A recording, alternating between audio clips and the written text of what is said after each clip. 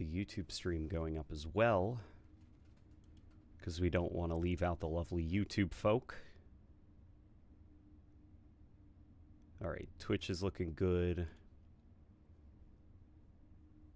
YouTube is looking good.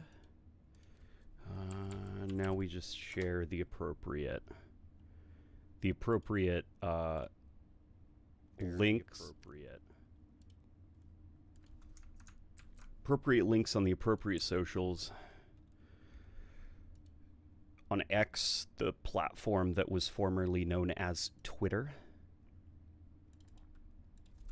Playing some Halo mods right now.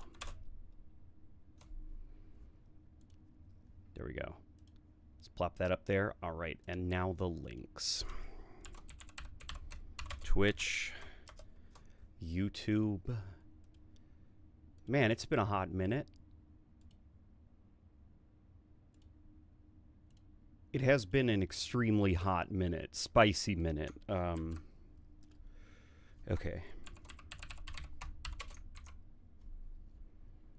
All right. Everything is good. The stream has been launched. Your headset is giving me early 2010s vibes. Is it? I got this. This headset, I want to say is... I got it in like 2020, I think, or 2019. One of those.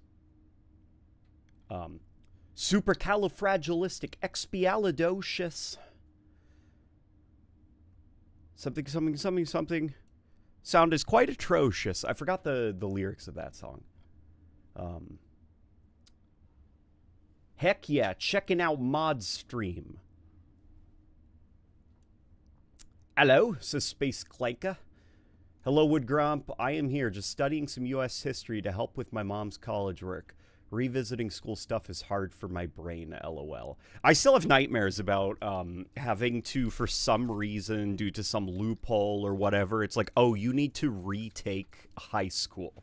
And then I am back in high school and having to do math, and I'm stressed out and angry. Hi, I had something else. I had something completely else planned to do, but I am 100% interested in seeing some Halo mods.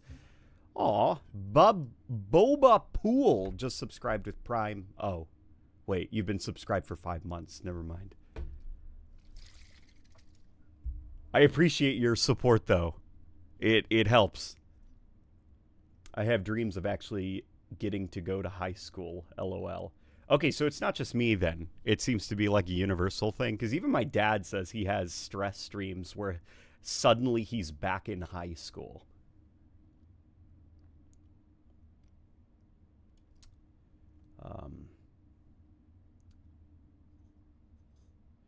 That headset is more intact than my 2-year-old sound muffler headphones, LOL.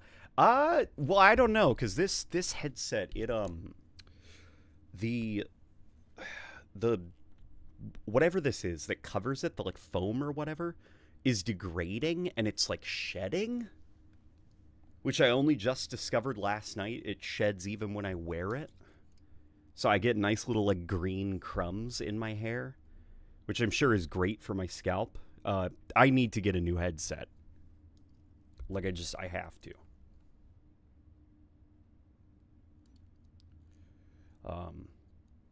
I should be working on hitting Hero in Halo Infinite, which I'm nearly there, but I can't stop myself from watching LNG play Halo mods. Oh, well, see, there's this very convenient... I appreciate, by the way, that support, that on the scale of importance, I am above hitting hero rank in Halo Infinite. But if you wanted to, you could multitask. You could use me as entertainment while you do the grind. Can I hear? Yes, I can hear the game. Okay, perfect.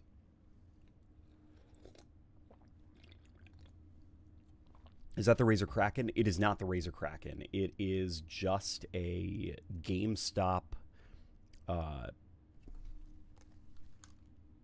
Maybe this is the Razer Kraken. I don't know.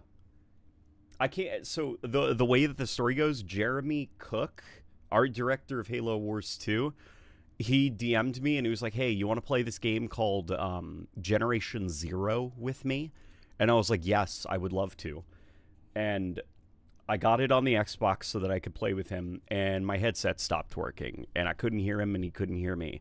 So I told him, give me 20 minutes, and I ran to GameStop, saw whatever headsets they had available, and I was like, I'll take it. And that's what this is.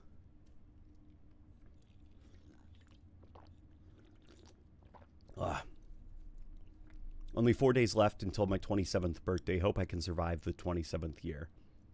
Dude, congratulations on your almost birthday. I know you'll make it, and I know your 27th will be a lot of fun.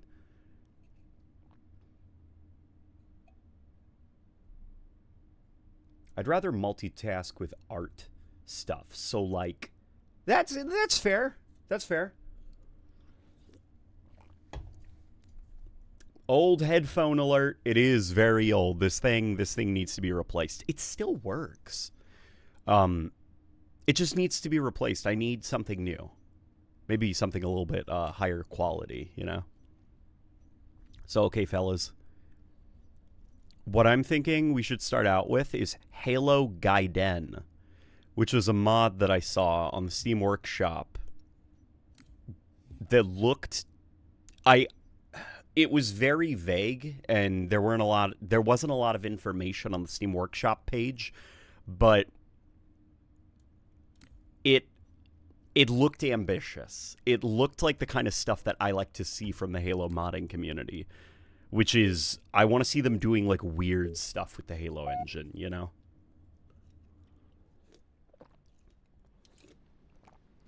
The new Destiny 2 situation is crazy. Oh, Moist hitting me with the Moist critical. Yeah, it sucks about Destiny 2, doesn't it? Cutscenes.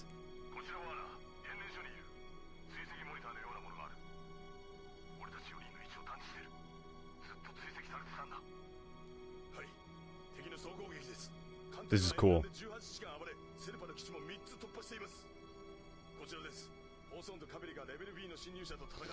Hang on, I'm invested. I'm invested. Whatever this is. Hang on, let me quickly lock it to 60 frames per second.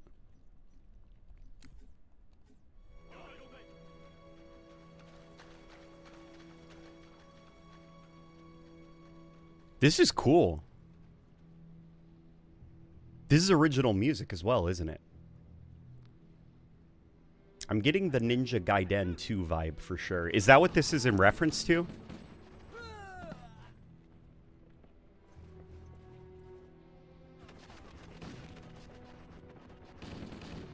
These are like cutscenes with like framing and intentionality.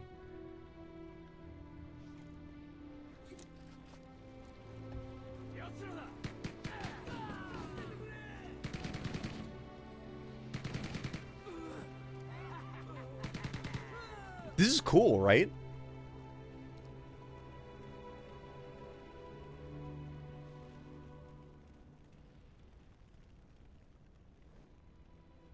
Dude, the Halo CE engine does some really cool stuff when you break away from that Halo aesthetic.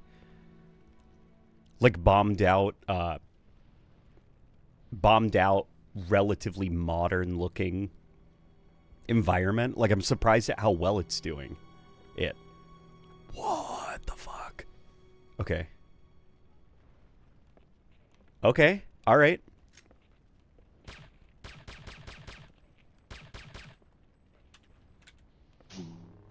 Oh! Look at this. Okay, we've got 3 weapons.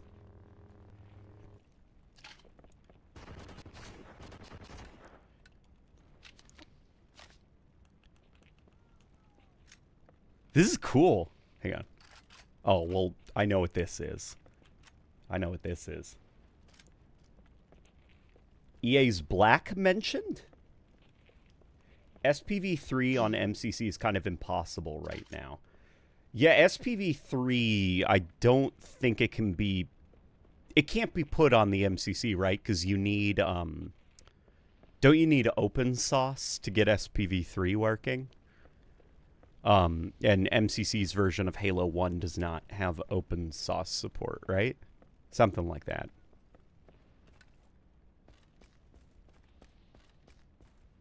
This is cool. This is cool.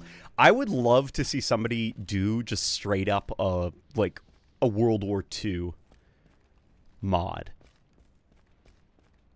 Like, have like an old style World War II shooter campaign, but it's done in the Halo engine. Should we try like hopping into the sewer? Uh-oh.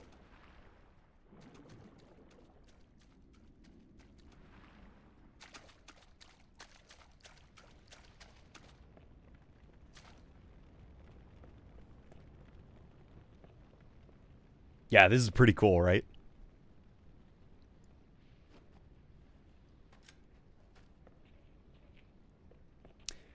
That's what I'm concerned about, because you hear the 27 Club and how musicians like Jimi Hendrix, Kurt Cobain, Amy Winehouse, etc. died in their on their 27th year.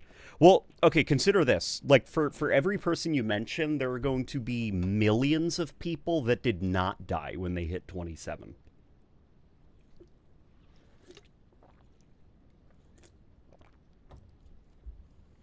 I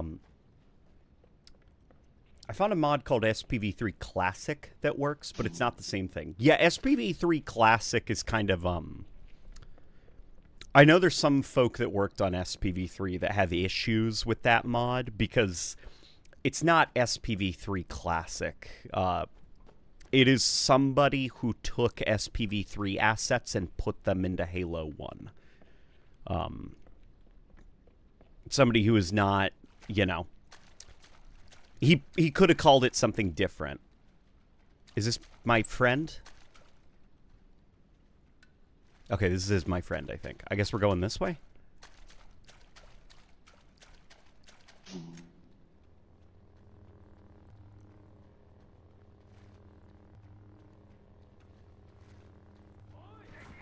Oh.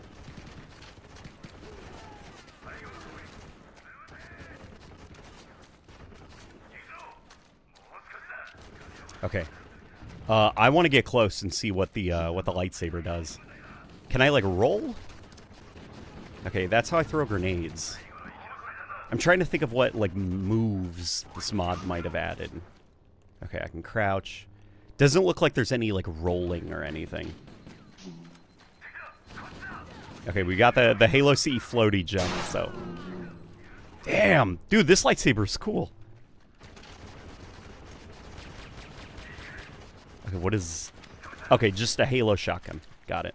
Okay.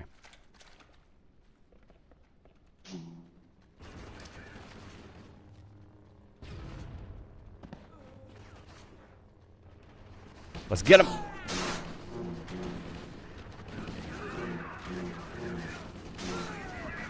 Aye! Those are my guys. Okay. What's the name of this mod? Fernando, you were too late, buddy. I saw that before you deleted it. You said, what's the name of the mod?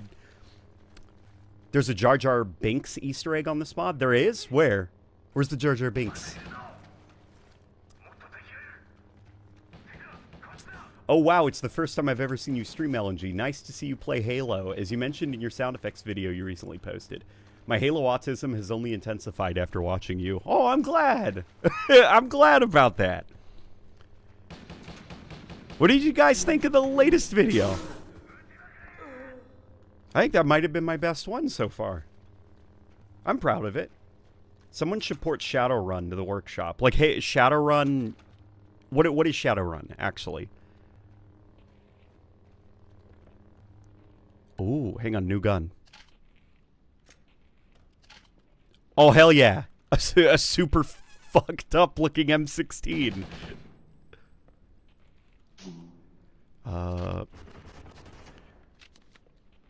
Here, we'll pick up the tube. Yeah, I want to see all the new stuff that this mod has added. Dude, this is cool.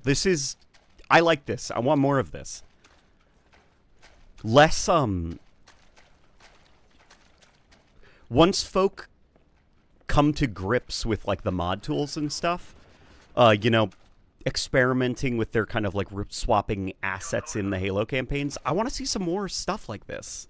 Where it's, yeah, make a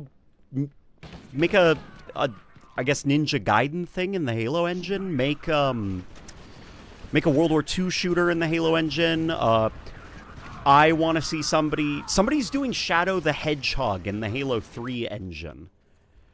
Like, that's cool to me. Getting the Halo engine to do stuff that it was not initially designed for.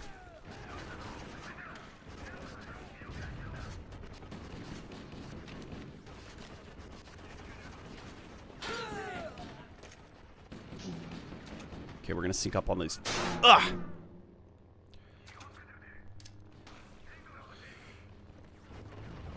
Would Pumpkin be able to destroy the Covenant? Yeah! Like, on his own? Okay, would Pumpkin be able to militarily destroy the Covenant? No, I don't think so. He's a dog. A closed door is a strategic challenge to him. But I do think Pumpkin would be able to sway large enough members of the Covenant over to his side just because of the way he looks. Like, they'd be like, we can't possibly glass a creature as cute as this.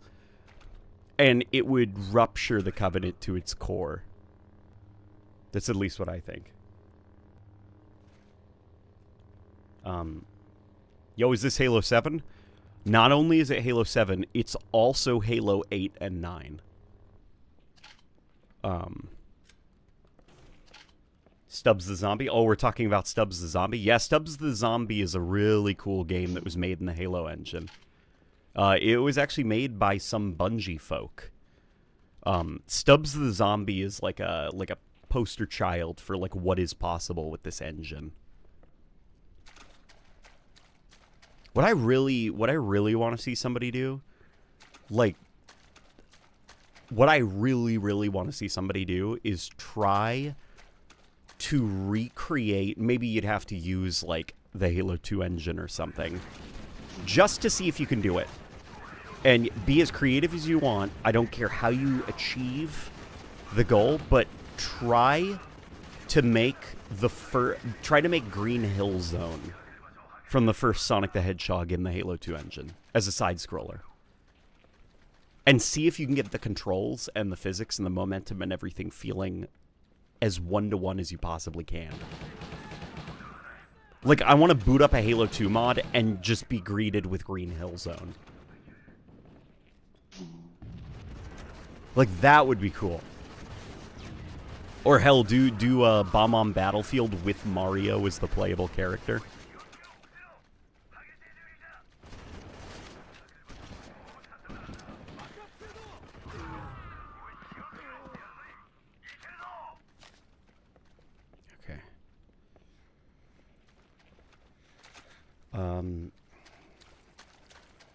It was this prototype for a game called Shadowrun, which also used the CE engine and assets. Okay. That's what Shadowrun is? Okay. Well, you gave me something to read about later. I've been on a megastructures kick lately. It's one of my... I don't know where it came from. No. Okay, let me start over. I don't know where it came from. Just megastructures, for some reason. I'm like, man, megastructures are really cool. And there's this manga called Blame, which I read to completion. I could not tell you what Blame is about, but man, the art was really cool. But then I learned that the word arcology means something within kind of like the megastructure circle, and now I'm going down like, okay, I'm reading now about arcologies as a theoretical type of structure or city design, and I don't know, big buildings, big cities, big objects.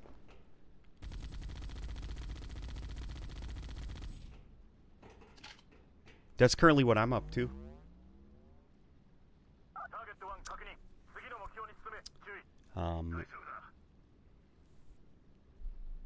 I unironically missed the LNG streams. Aw, I missed you guys too. Missed Tommy Super! Crap, let me go back and hit Tommy Super. Monty Ricard. Metroid X Halo custom campaign and a modded Halo engine. I keep dreaming. Yeah! Yeah. You get it, absolutely. But where is yours, Tommy? Did you know 343 used the same... There we go. Did you know 343 used the same alarm sound in Halo 4 Composer as the alarm sound that was used in Sonic 4 Episode 1's final boss alarm sound? Did they? I haven't played Sonic 4 Episode 1 in a hot minute, so I can't remember what the alarm sound is like.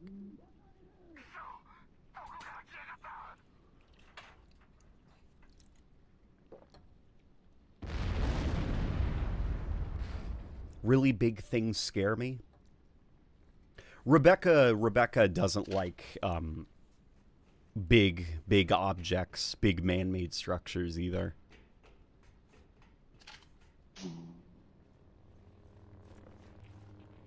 So it's not just you.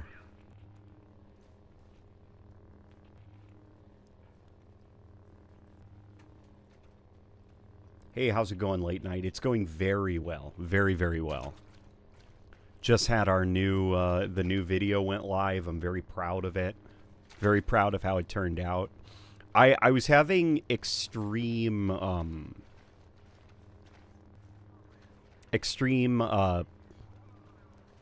what? Imposter syndrome? Or not imposter syndrome. Maybe? I don't know. I didn't think it was coming together. I was like, this is bad. This is a mistake. It's not coming together. It's going to be a mess. The pacing's not going to be it. And I'm very happy that it came together. That I was wrong. This always happens. I'm always like, the video's not working. But it does. It does work. What is going on? Did they get killed by something?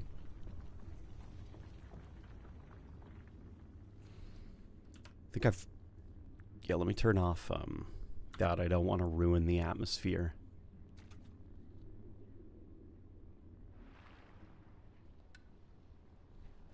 Okay. This is so cool, this mod.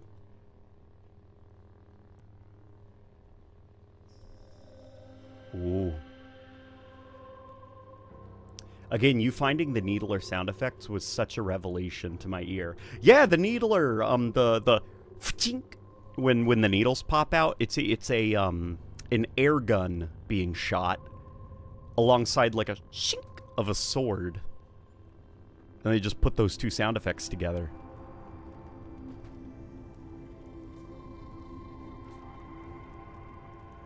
Oh yeah, speaking of Sonic, I need your forte to help explain to me why Sonic fans don't like Frontiers, Generations, Colors, or Forces. Like, what's up with that? I haven't played a Sonic game in over 20 years.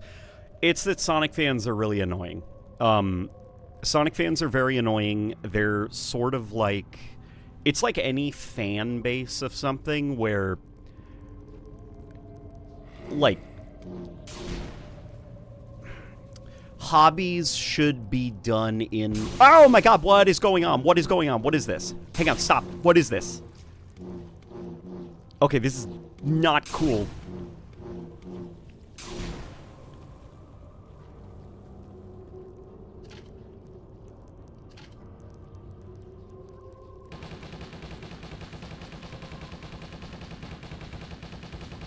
Oh my god, my gun's like doing nothing to them.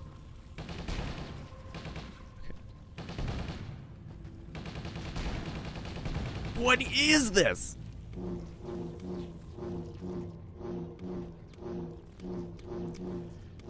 It's like any fan base, like you gotta not get, don't take it too seriously. Like the thing, but don't like the thing to the point where amazing aspects of the hobby you're a part of you're like, actually, it's not that good. It's like, okay, dude, stop. You're at the point now where you don't like Sonic Generations. Like, take a step back. Realign your mind. Sonic Generations is an amazing game. Okay?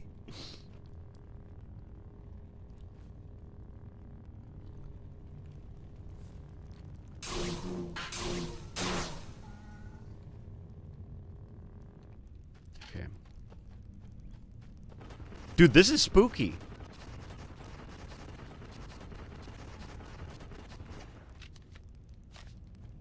Is this what Ninja Gaiden is like?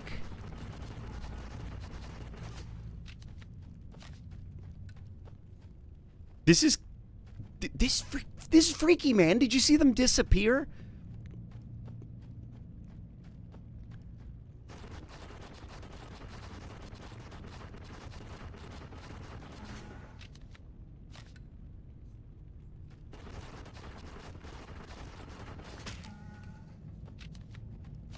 I feel like this would be so much creepier if the motion tracker wasn't there. I mean, I guess you could do that with the skull, right? I'm not sure how much control over HUD elements the mod tools give you on MCC. Okay, I gotta find my way through this labyrinth.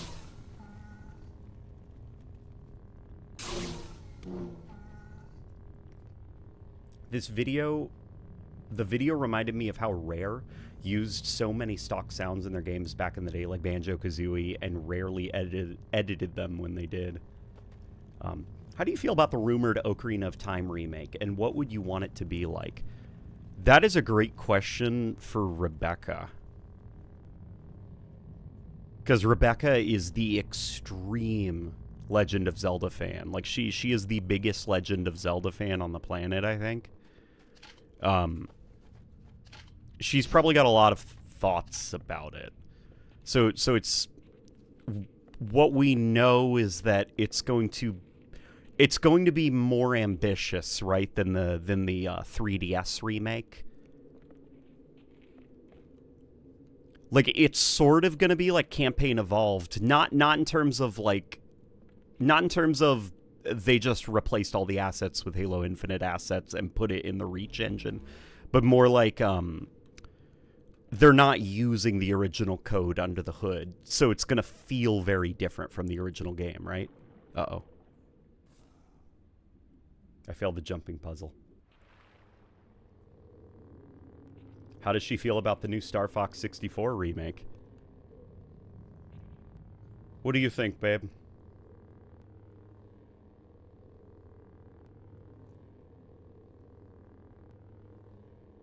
I think she's snacking right now. I sense a ruby nearby. I sense a ruby nearby.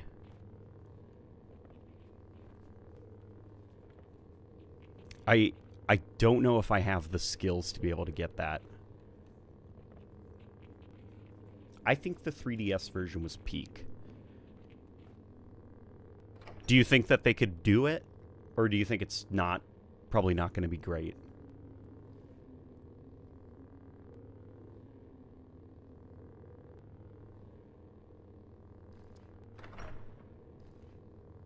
The Star Fox reboot is certainly vivid. I like the look of the new Star Fox game.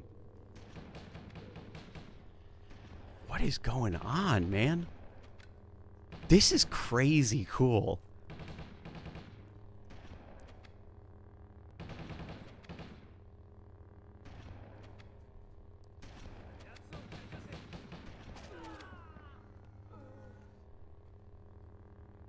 At first I was also kind of like, why do they look so photorealistic? You know, the new Star Fox game, but it's grown on me, and now I actually think it looks really cool.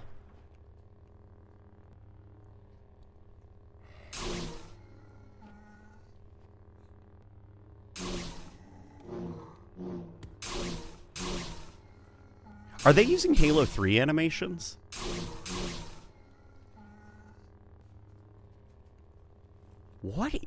What is this?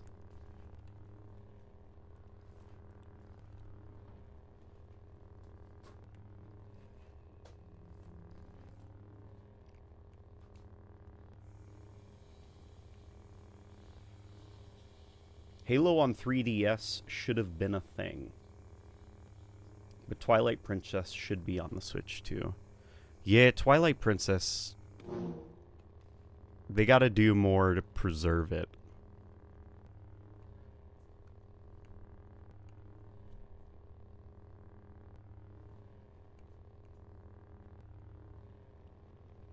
Come on. Okay, there's gotta be a way out of here somewhere. What the hell-y? I feel like the CE remake will be more than just reused assets and reach physics. It'll at least have cool-looking Flood. Yeah, it will be more than that, but... Hopefully you understand what I meant by that. Where it is not Halo 1 under the hood, you know, in the way that, like, Halo Combat Evolved Anniversary was.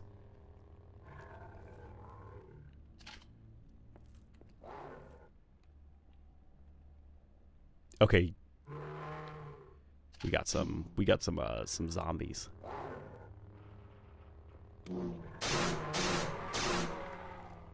Did they see? They didn't see me. Okay. Oh! Okay. What is this, a zombie gun? I can use zombie guns? Dude, what is this mod? Is this really what Ninja Gaiden is like? You're like fighting World War II zombies?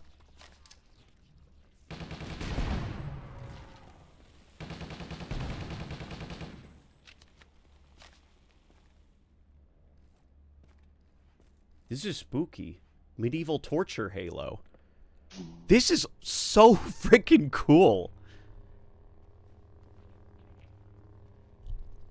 Dude, the Halo 1 engine, folk could make some really cool Nintendo games in it. Like, get rid of the medieval torture stuff, and you could make something that probably feels like N64 Zelda-esque. I was surprised at the currently updated legs for the Star Fox remake. Oh yeah, in the new Star Fox game, they look like they have like animal legs now, like the digitigrade legs. They don't just look like humans with animal faces anymore. There's a bit more like animal biology in their bodies. They look cool.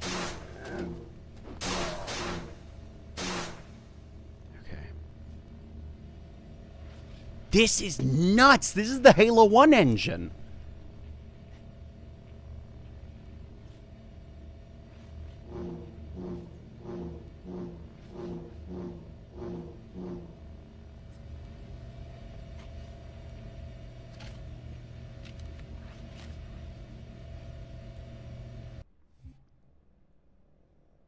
Just joined. How the fuck is this Halo?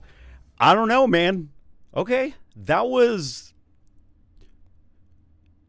one of the coolest things right now in the workshop. That is Halo Gaiden. Super creative. Even the guns are undead. Goddamn ghouls. We got a couple more mods as well. This one I saw called Quantum C. I'm very interested in. Again, it's like a very vague, kind of like strangely worded workshop page for it. Is it just Silent Cartographer but moody? Okay, there's a little bit more here. That what they call the Silent Cartographer is somewhere under this island. The Cartographer is a map room that will lead us to Halo's control center. The island has multiple structures and installations. One of them contains the map room. I agree with the idea of reusing assets. I've had this conversation with my friend and we were both agreeing it saves a ton of development time, sunk costs, resources, etc. A lot of games do the same thing for their sequels or projects, like Modern Warfare 2 to 3, the originals is a good example. But that's a weird case because Activision wanted Sledgehammer to make the game to coincide with Infinite Warfare. Oh, they wanted the game to coincide with Infinity Ward. I agree there, but on the topic of a remake, I feel like this might just be... I think I would be a bad businessman, you know? Like, if I was involved in a creative project, I probably should not be on the business team, because I would be making a lot of bad decisions. If I have the opportunity to remake something, I want to take it seriously. I don't want it to use hand-me-downs, you know? Like, you can use assets from other projects if they fit, but if I was remaking Halo 1, right, I'd be like, okay, we are going to make the ultimate late 90s / early 2000s feeling game. Like, the atmosphere, mood, and tone of Halo 1 would be dialed up to 11, and I'd be scouring over the concept art, and I'd be trying to bring the concept art to life in a more vivid way. I wouldn't just be like, okay, can we replace all of the Marines with Halo Infinite's Marines and then call it a day?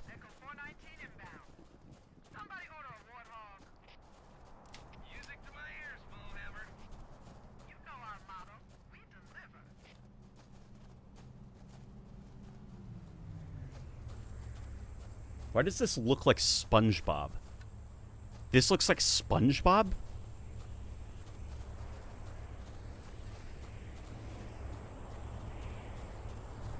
Yeah, true. Like, the Infinite Elite models very fit into Halo CE's art style in Infinite because they're a blend of the old era and new. Well, the Halo Infinite Elite models, they were actually modeled off of Reach's Elites. They're directly based off of Reach's concept art. So they don't give me Combat Evolved that much. Combat Evolved's elites are a lot more shark-like. It's hard to explain. Like, it's a very different look. But it was also a different era for the franchise. Same with the grunts. Like, the Halo Infinite grunts are basically an updated version of the Halo Reach grunt design. The Jackals, same way, they are an updated Halo Reach design. Same with the Hunters. Like, Halo Infinite, it coloration is arguably closer to, like, Halo CE, like the shade of blue and everything, but the assets are very clearly inspired by Reach.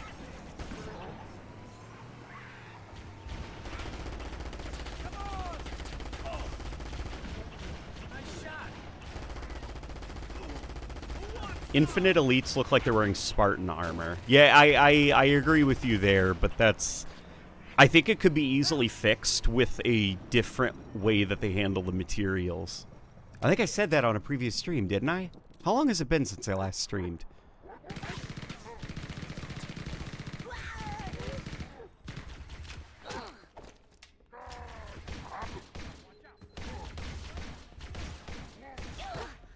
Damn it. What was that? Who am I? Oh. Hey, baby, Titi. It's okay. Alright, he's okay. Shih Tzu almost reverse sneeze. Okay, you're okay, baby. You're okay. It's alright. Wake up and then get cozy,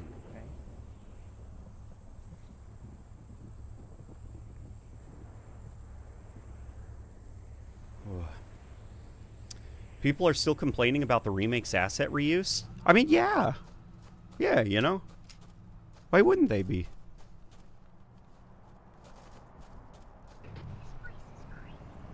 If you're going to be faithfully remaking Halo 1, and then you show up to the party with Unreal Engine 5, like, stock default lighting settings and a bunch of Halo Infinite assets, like, yeah, people are going to ask questions.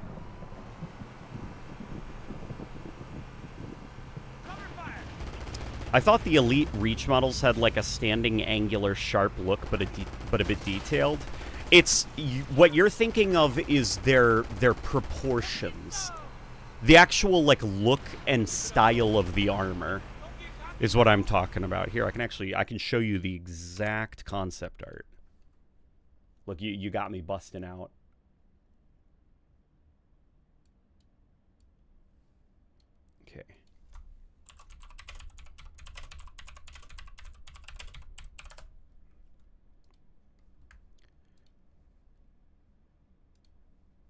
Here we go.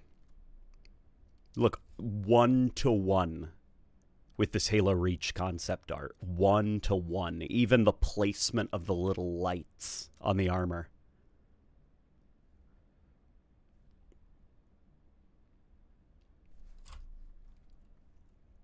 The faces also. Halo Reach. No, Halo Infinite. Elite. Face. Watch this.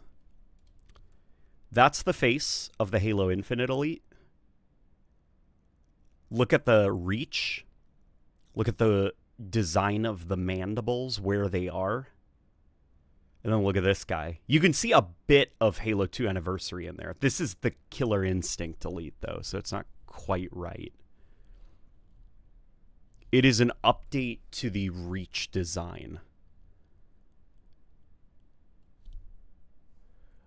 And that's to keep it looking aggressive while also, you know, at the time folk really liked the Reach design of like things like the Covenant and stuff, so they were heavily inspired by Reach. But for Halo CE, you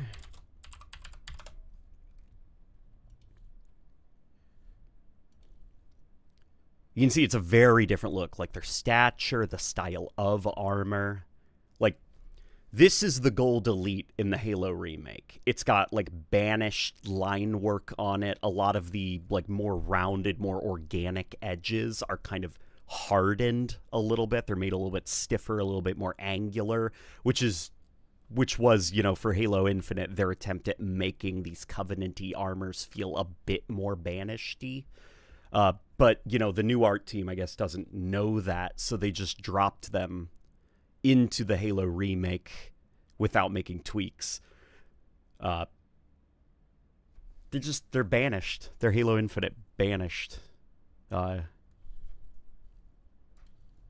See, I would take these designs and I would try to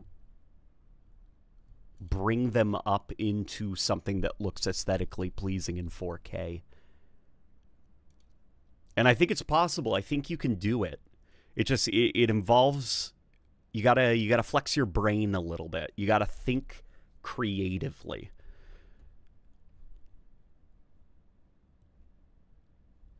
This is actually a really good image. I like this image quite a bit. Look at this.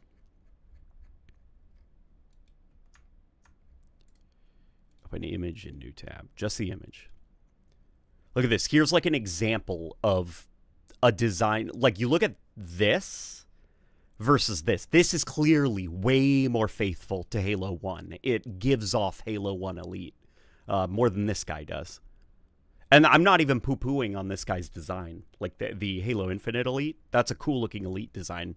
I just think for a Halo 1 remake, I'd want it to look a little bit more like Halo 1, you know?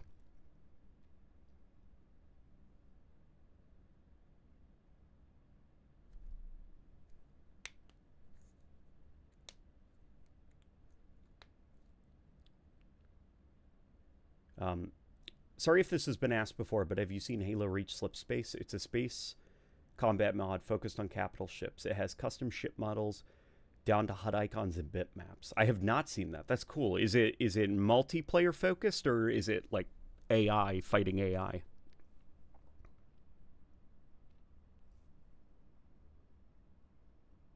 Doesn't need to be 1-to-1. It should just capture the general essence of CE. Yeah, like you should want it to feel, at least for me, the way I would handle it is I'd want it to feel like I took Halo CE and dialed everything up to 11. Like, probably make an Elite that looks a little bit more like this.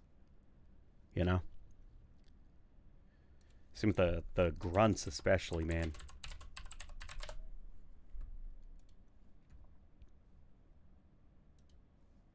See, I'm like, this is like the look we're going to go for. At least me and my dream Halo 1 remake. I'd want something that looks a little bit more like this. Not that the Halo Infinite grunts aren't cool, of course. It's just that they're Halo Infinite grunts. You know? Blue skin, very crab-like texture.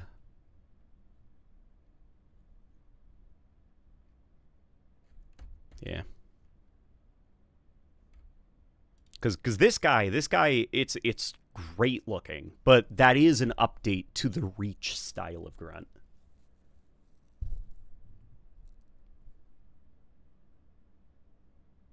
Look at the Parasite's Wake book. Oh yeah, the Parasite's Wake.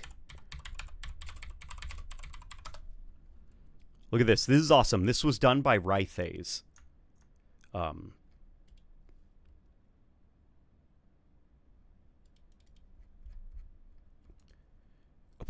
image. Look at that. Look at that. Like, there's a lot of folk that they're like, but it's not the original game. If you want to play that, you can just go play that. They'll say that as a deflection, or like kind of like a way to disarm any potential criticism for some reason. But another one that I also don't really like is they will say, the reason those old games looked like that is because they're old.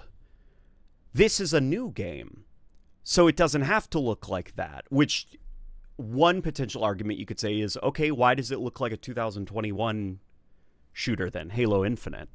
You know, why doesn't it look even better? Why is it using assets from that game? Why is it using animations from Halo 5? Like, you know, if we really want to do that. But my argument is, like, all you have to... Come on, man. Like, use your imagination. Though, yes, the old design language was built by technical limitations, but an art style was established.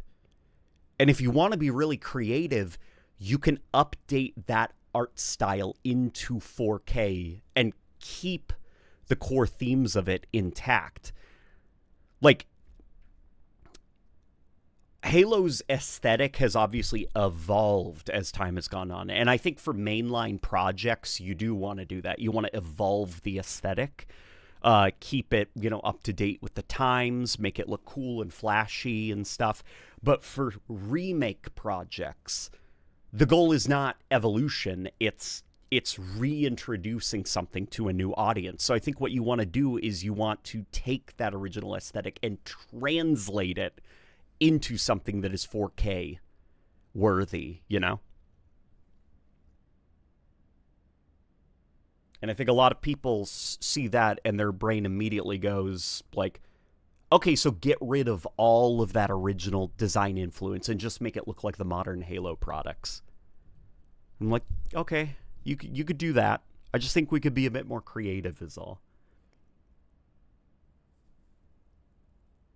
I feel like the Halo remake would have turned way more heads if they did something super creative like this. Took those original designs and updated them, you know, added detail that wasn't there before and stuff while keeping the soul of everything intact. I think they would have turned way more heads because it would have looked more visually striking. It would have looked like a game out of time, but aesthetically pleasing in 4K.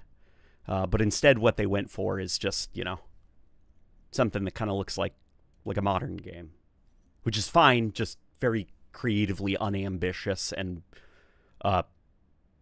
won't stick around, I think. I don't think it's going to be relevant years down the road in the same way that the original Halo was.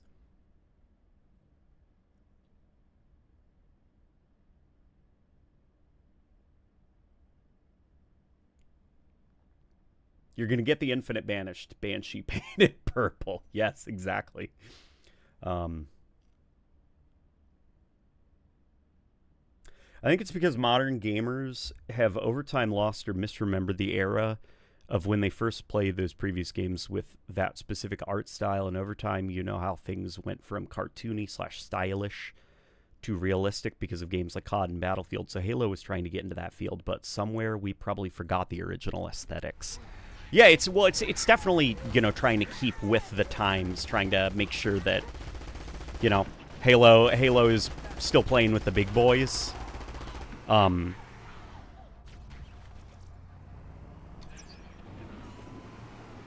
And it's definitely like a producer driven approach, not a for the remake to kind of go the just reuse Halo Infinite assets, make Halo 1 look like modern Halo branding. It's producer. It's not very creative. Like that comes from like IP holders, shareholders, folk who don't play a lot of games. They mostly like the business side of the games. Where I feel like somebody who is more artistically driven would be way more focused on, like, you know, making something that's aesthetically challenging. Okay. Also interesting, remake Chief's armor is more sage green like Halo 3 instead of olive colored like the original. Yeah, it's stuff like that that kind of unifies the brand a little bit. It reminds me a lot of what's it called? Silent Storm. So this was, when did this book come out? 2018 novel? Okay. This book came out, you know, after Halo Infinite was revealed.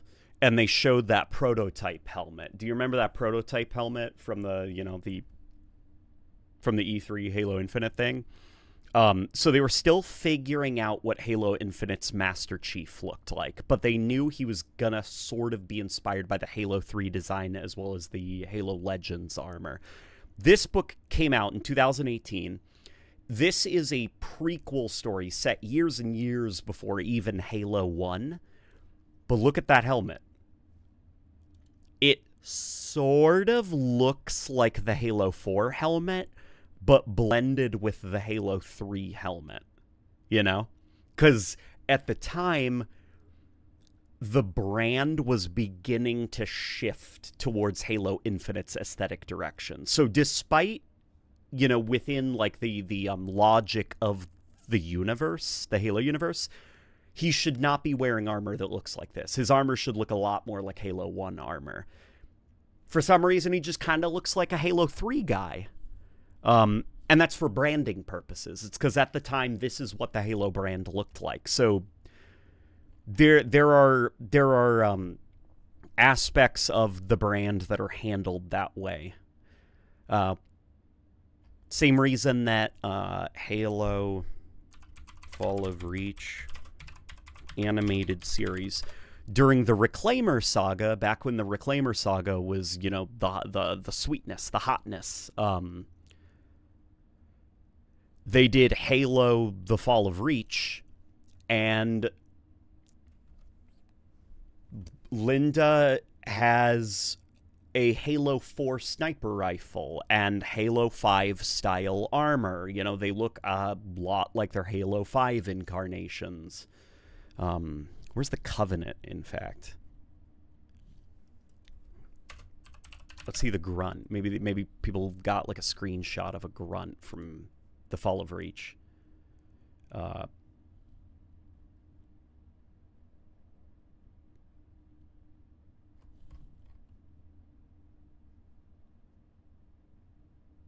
No, I can't see it. I don't see it anywhere. Either way, Halo The Fall of Reach used Halo 4 designs for the Covenant, despite them being, you know, Truth's Covenant. So these designs would not... This is not aesthetically appropriate for the Covenant. But at the time, that's what the Halo brand looked like. So remaking Halo 1... but giving it Halo Infinite's aesthetic, and even like you mentioned with the shade of green that Master Chief's armor is, making it look a bit more like the shade of green that like Halo 3 / Halo Infinite Master Chief has. It's branding stuff. It's branding stuff. Even though they're remaking it, they're gonna make some tweaks so it represents the current status of the brand. And I think that's a little bit creatively uninteresting, I guess. It's like a sad, I guess, way to look at the IP is... And I know, I'm Mr. Halo art style guy, but my views on the art style of Halo and the aesthetic of Halo have changed over time. And now I like to view independent Halo games as, like, obviously they are all interconnected, but I think they're also time capsules for the era that they were developed in, and their aesthetics were formed by what folk liked out of sci-fi during those eras. So I kind of like want them to be preserved and boosted up rather than kind of like homogenized.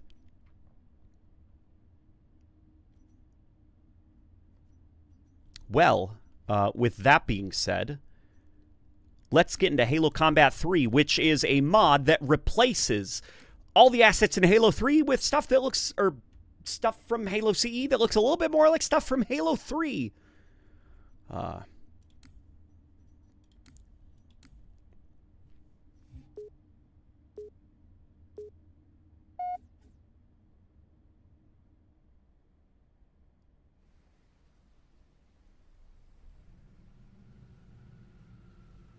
I think branding or not, the average casual viewer isn't going to be an artistic analyst to scrutinize head to toe the design on armor because it's based on the logic of, wow, that's cool, which is me. I'm not an art major, so I don't get the hype, but I can try to understand why people like the art. And you're right. You're right. That's why they can do it. Is because, like, is because most people will not care. Most people will not care, and it is the cheaper option to just, you know, kind of unify the brand, make sure that, like, assets can be swapped from project to project, and that Halo has this, like, consistent aesthetic across the board. I think, though, that for the folk who don't care, I think, likewise, how they don't care and they don't analyze and scrutinize details, I don't think they would care either if you went with something that is, like, all in on trying to raise up the original project spirits. In fact, I think they would, in a way maybe they don't even understand, they'd appreciate it. They'd say, this is cool. This is cool. I don't know why, it just looks cool.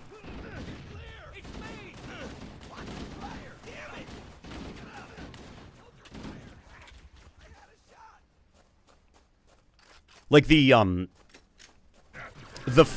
defense of folk won't care, I turn back around and say, well, that's why we should do it, because folk won't care.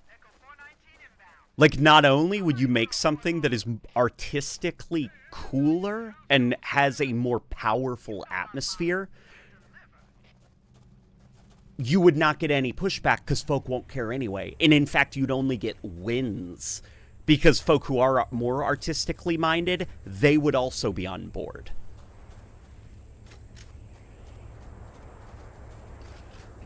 Showtime! Okay, let's move out. Let's go find the map room that will show us the location of Halo's control center.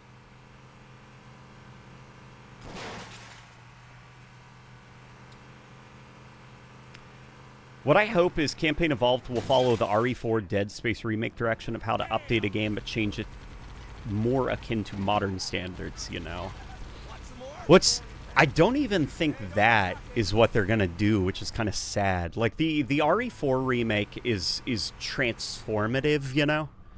Like, it's very, very different from the original game, but that is another way that you could do a remake. It's extremely different from the original game, but it has an incredibly strong and confident new direction for how it wants to remake things.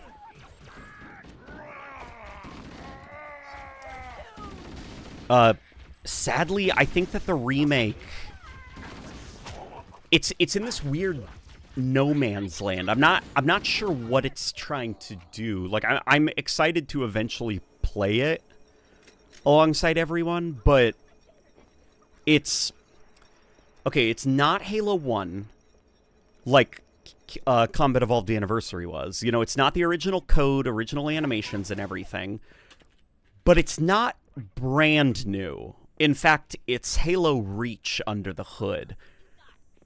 The art direction is not completely brand new, because it makes a lot of compromises and basically borrows a lot of stuff from Halo Infinite, which are assets that were built for a completely different context, you know? So it's not Combat Evolved Anniversary, but it's also not a true remake in the same way that the RE4 remake or Dead Space remake are. It's just this, like, it's weird. It's weird. It's odd. It's like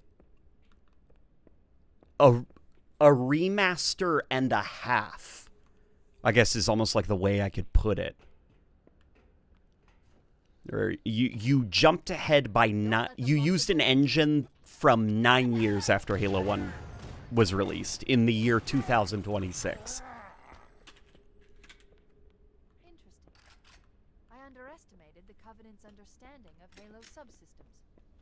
They've locked the doors, and we don't have enough firepower to get through them. Cortana to keys. Go ahead, Cortana. We'll have to see when it comes out. We certainly will. I think at worst the Halo remake is just going to be good. You know? It's like the Oblivion remake. Where it doesn't look like Oblivion. You know, it definitely doesn't look like Oblivion. But it's also, like, it's still pretty. It's still pretty. It's still fun to play. It's still Oblivion. It's not like, there is an atmosphere, you know? And that's basically what the campaign Evolved is going to be. Like, it's just going to be good. It's going to have an atmosphere. It is going to look pretty. It's going to be good. It's not going to be unplayable. It looks like there is a path into the interior of the island.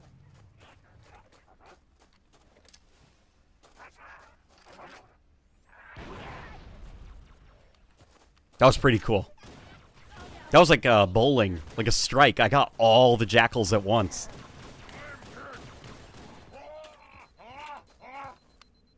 Here, let's pick up this, wow. Yeah, this is the Halo 3 plasma rifle, isn't it?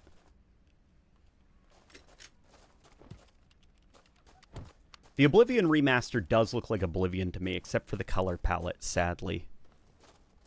Yeah, it's weird that they went for that extremely photorealistic lighting style.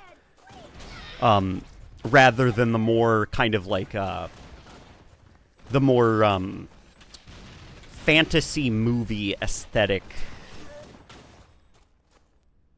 that the original Oblivion had, like the rolling green hills and stuff.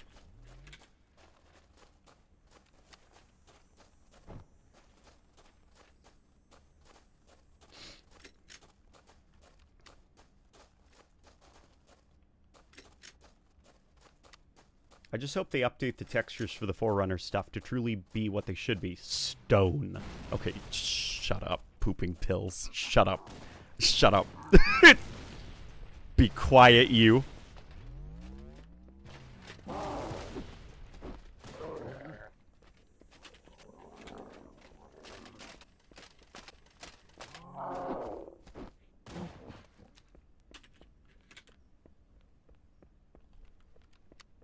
Ew, Brutes in Halo CE.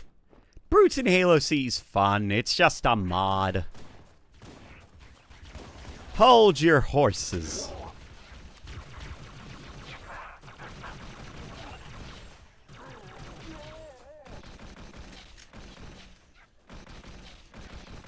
They are the... What I'm wondering is why aren't they...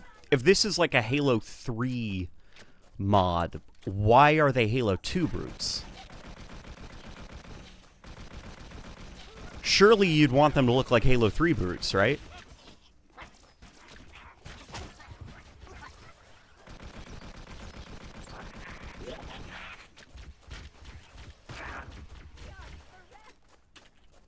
Okay, I think we've seen enough of this one.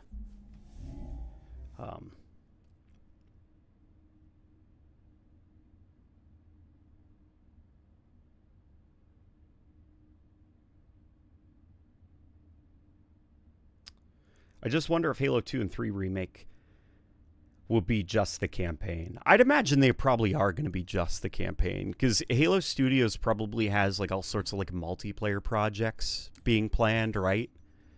And they probably, I'd wager, want to begin moving the brand forward.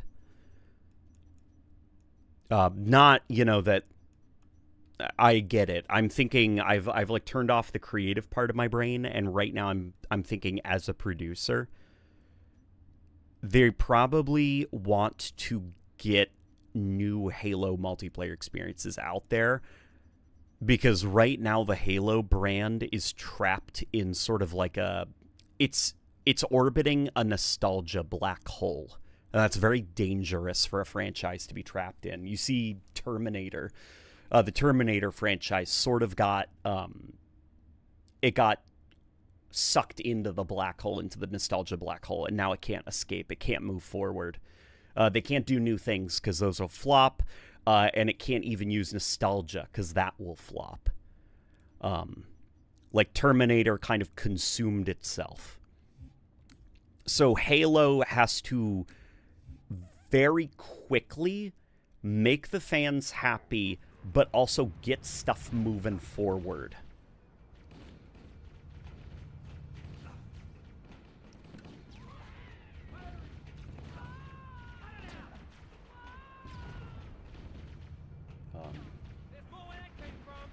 Because Halo 3 brutes looked like butt. No, they didn't, dude. What, did you play Halo 3? Halo 3 brutes look fucking sick. They look awesome, man.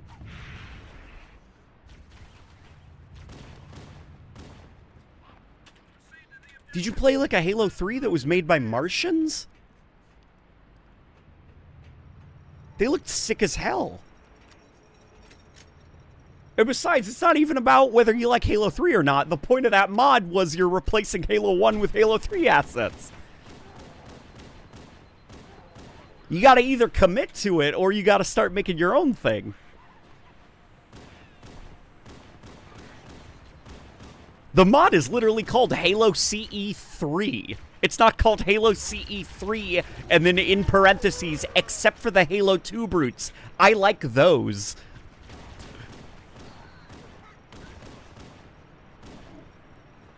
What's up, dude? I love the recent video. The quality is awesome. I appreciate that, man. I put my whole Badusi into that. Hey, Rocket Baby, subscribe to Tier 1. They've been subscribed for 19 months. I was never in love with the Halo 3 brute armor either. That is okay. The discussion was not whether you like it. It was if the mod... The mod Halo CE 3 should use Halo 3 brute armor so that it can stick to the theme, to the bit.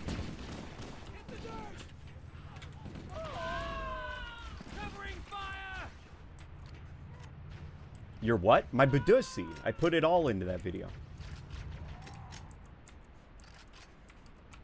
Oh, you're right, you're right.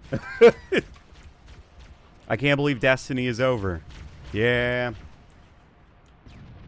It's sad, man. I remember when Destiny was coming out, the hype was all over the place. And now it's over. It's been a long 12 years.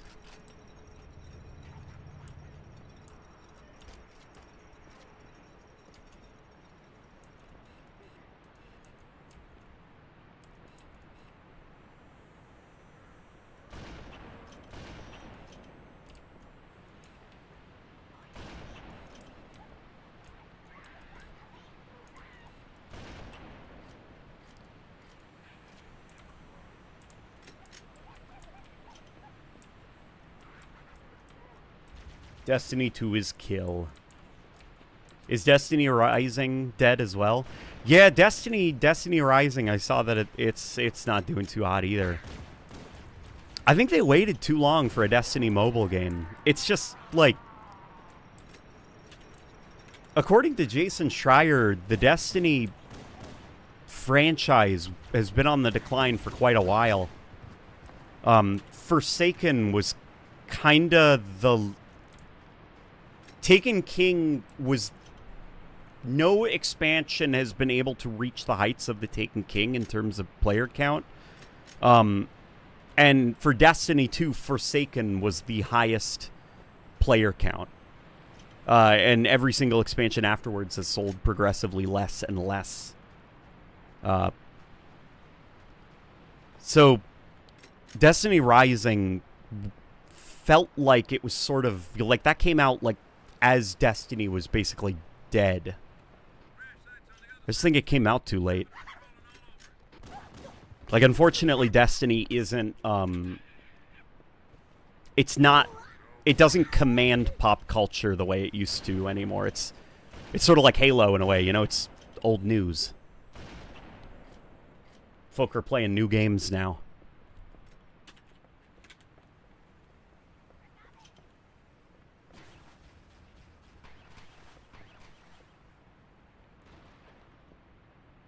Oh yeah, that's another thing. We can debate for hours in Destiny. Destiny 1's art style was better than Destiny 2 because it felt fresh, it vibed well, it was cool, it was original, not rehashed or generic. For Destiny 1, yeah, Destiny 1's aesthetic was really, really cool. It was also just like really, everything worked together and harmonized together really well.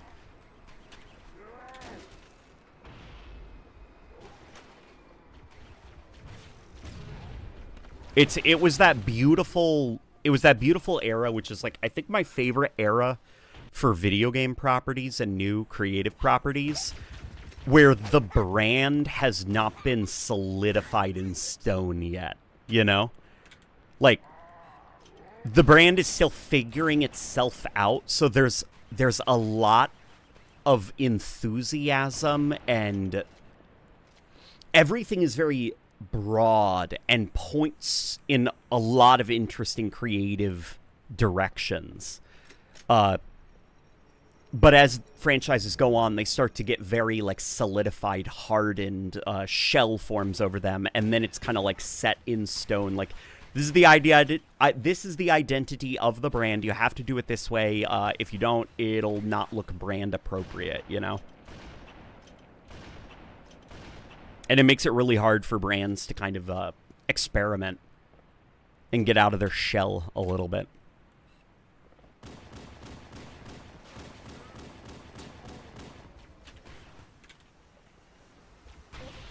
It's kind of like that that Master Chief that I showed you for Silent Storm, where even though it takes place in the past, for some reason he looked like what was at the time the modern depiction of Master Chief.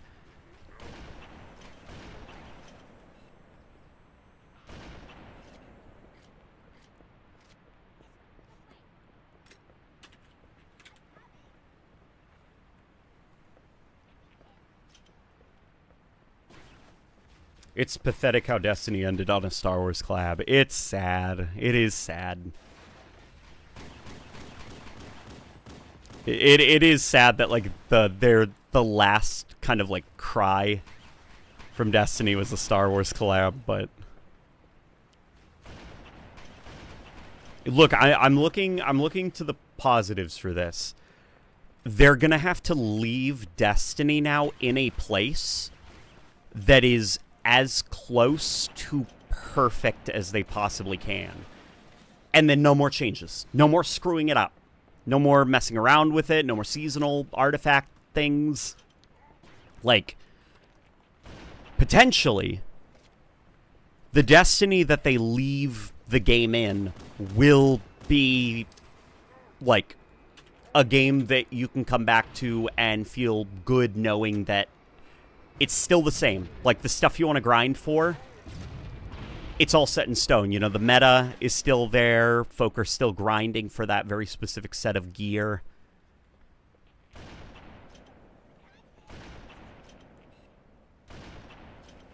Like, part of what made me fall off of Destiny very aggressively was the exhaustion of the constantly changing nature of the game.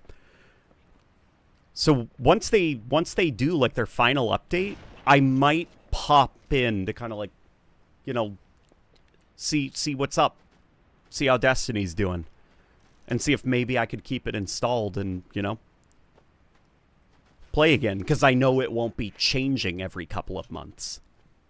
And I'm like comfortable with that. I kind of like that. I like that idea.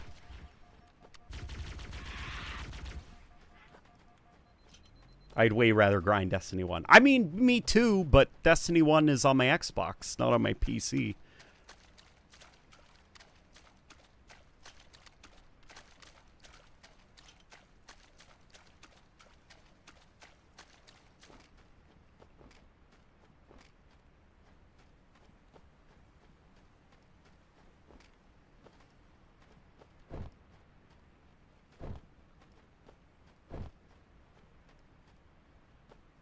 I got off of Destiny because of the heavy content paywall and the fact that Lance Riddick died, which hurts emotionally. Yeah, the passing of Lance Riddick was tough. That was very, very tough.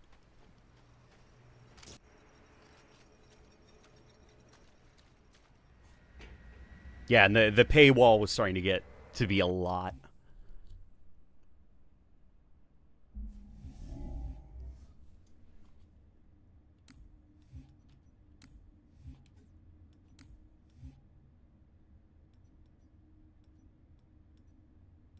Let's try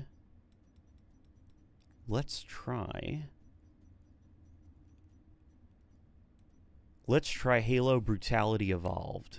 Let's see what all the hubbub is about. Because this is one that folk really like, right?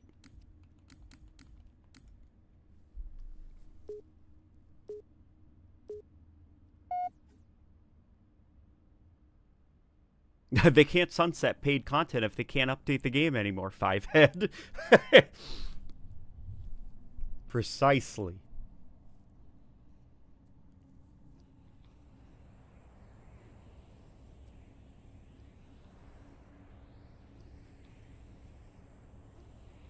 This is as far as I can go. I've never wanted a Destiny DLC less than the Star Wars one. Yeah, that was it was also like weird the way that they handled it. Like it was like I don't like crossover stuff either. You know, I'm getting very tired. What the fuck is going? Did that grunt explode?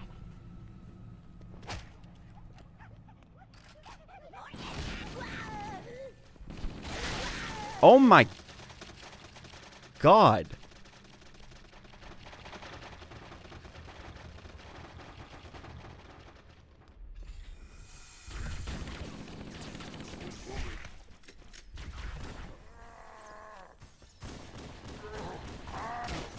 What the hell? Do you see all this blood?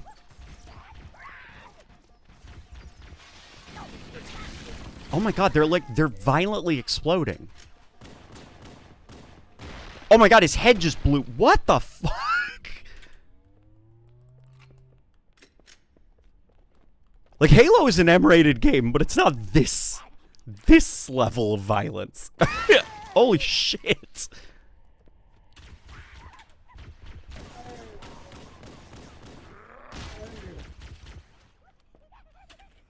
Yeah, that grunt better be.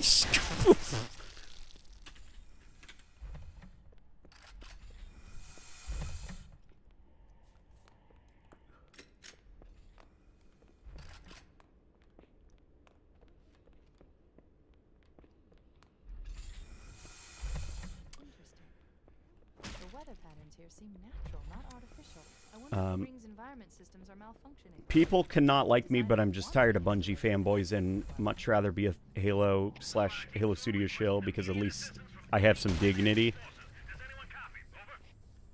I didn't think there were any human forces left. I think it's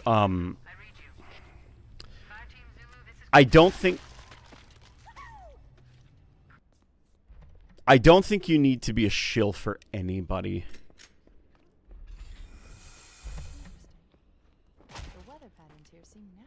I think it's okay to have a more, I guess, nuanced approach to appreciating studios of upwards of 800 or so employees. You know, I think it is perfectly okay to be like, let's not fanboy over the ultra mega huge studio that's operating a free-to-play live service game that demands constant money from its player base and will employ tactics to compromise the core game's design to get that money. Like, it is okay. Bungie is a very different studio now.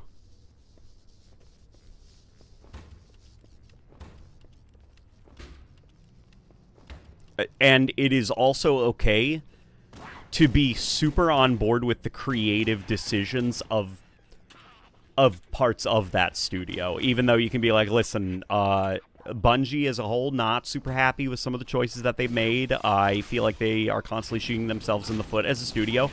But I really like what the art team did, or I really like what the story team did, or music team, or whatever. Like, that's okay. Do you still like Marathon? Yeah!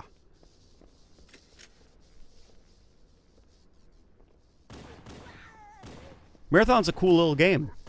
I have burnt out from it, though. I'm finally burnt out. And the negative side effect of Marathon being one specific gameplay experience, as opposed to Destiny, which is many, is you can't really chill on Marathon, you know? Like, that tension has to be up to 11 or nothing, you know?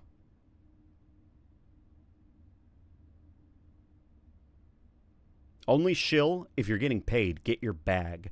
Yeah, in this economy, like, if somebody has a sponsorship, be like, pay those bills, king.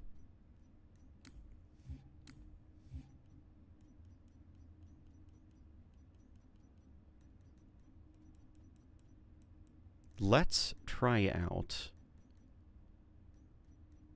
Silent Cartographer Evolved.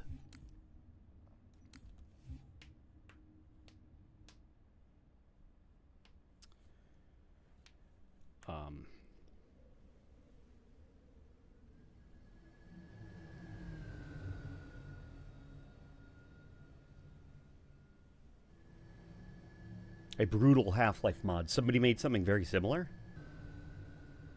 Did you see the price of the Steam Deck? I did. That's crazy. Rebecca was telling me about that. It's gone up by like $400, $300, something like that. That's insane. That's ridiculous. The island has multiple structures and installations. One of them contains the map room. Hot take. The brutal game mods.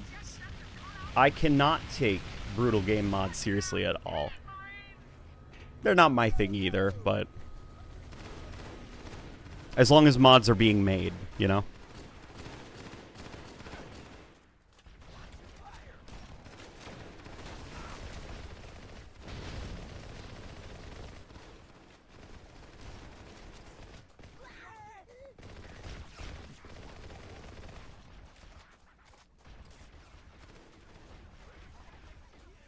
This feels a lot better than SPV3.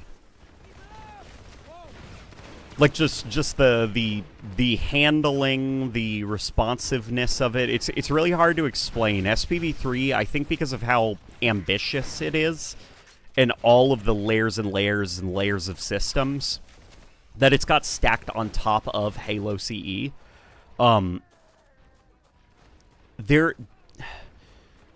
I could be crazy, but it feels like certain actions are delayed.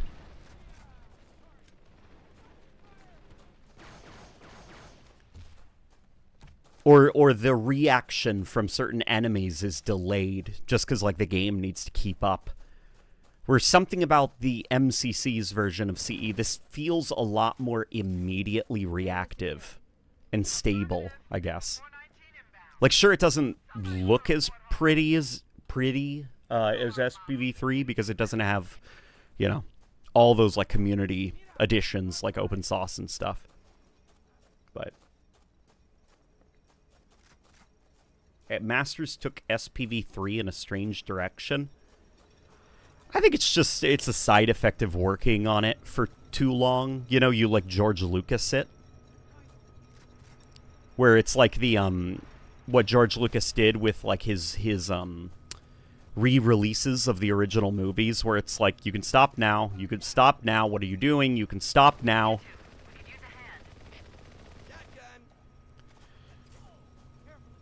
Yeah, like artists need to be taken away from their craft after a certain time, because if you don't stop them, they'll go too far.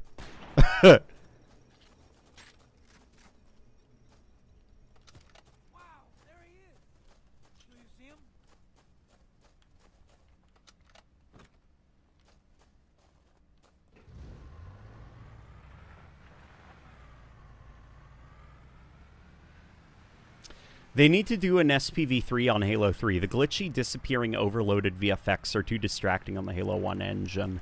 A way that you can solve that is, and this is not like an answer folk are going to like, play the game at a lower field of view.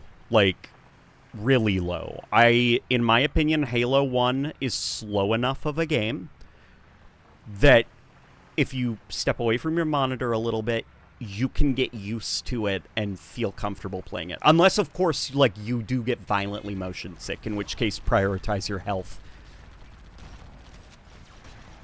And another thing I think is for SPV3 is take advantage of disabling a lot of visual effects. Because I do think SPV3, there are parts of that game where I think the extra visual effects are not only not necessary, I think they're not well implemented, and they actually make the game look significantly worse. So you kind of like cut down on some of the fluff, and then you see less of the glitchy popping in visual effects.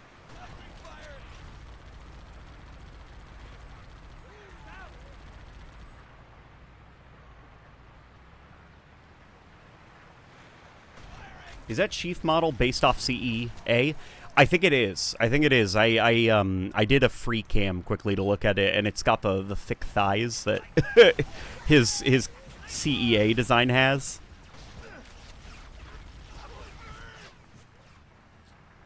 Oh, LNG and Pollo soup.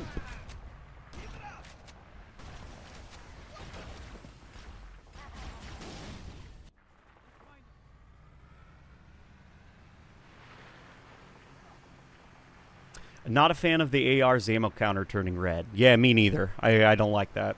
I don't like that when Halo mods do that. That's just me, though. That's too toy-like.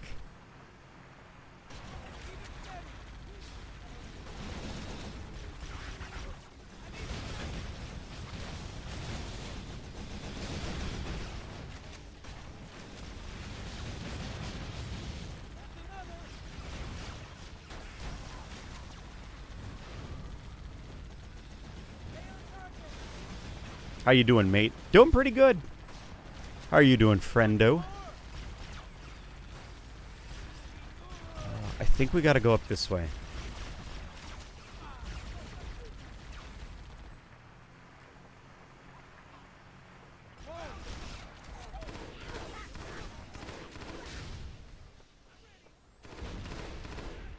Even the battle rifle feels like it's bursting a little bit more smoothly. Okay, maybe not, you know, super smoothly. Like, there is still a bit of input lag.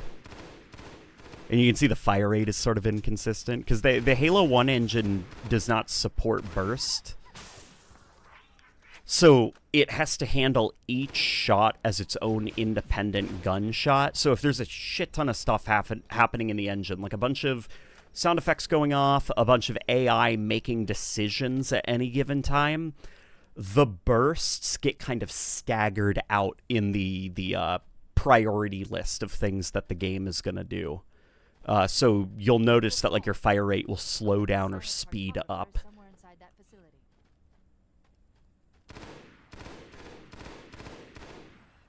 They're already inside. We have to get in there and stop them before they learn the location of the control center.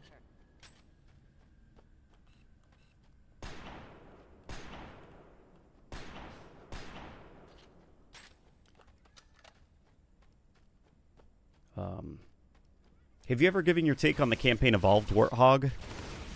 I have not. I have not gotten a good enough look at it to... I don't know. It's a new Warthog design. It's cool, you know. I like the Halo Warthog.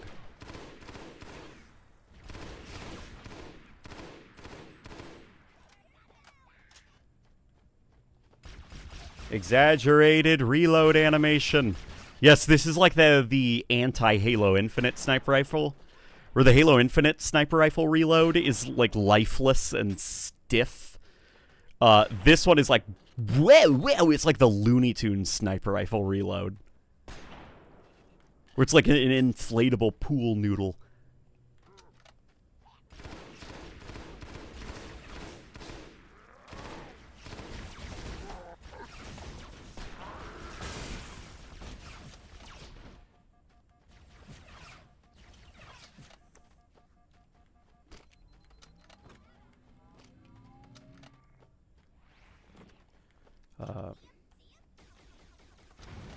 Halo CE combat and action decisions feel much more natural, not so Call of Duty fast forward kind of thing. I think I get what you mean.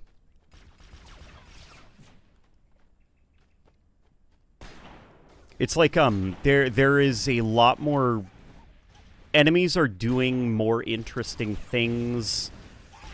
Play spaces are a little bit more interesting and engaging. Combat feels designed to allow you to kind of look your opponents in the eyes, so to speak, and see them making plans around you, where Call of Duty is a lot more just kind of like, you know, pop out of cover, aim down the sights, kill the guy, pop back down, sprint. They're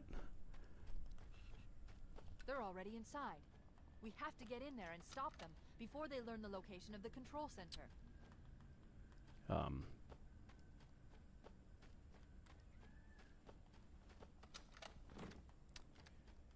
Here, let me quickly go get another energy drink.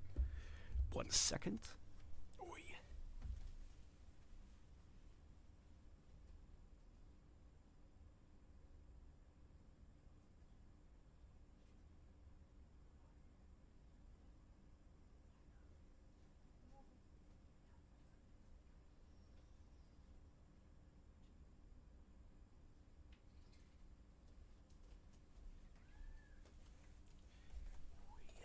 All right.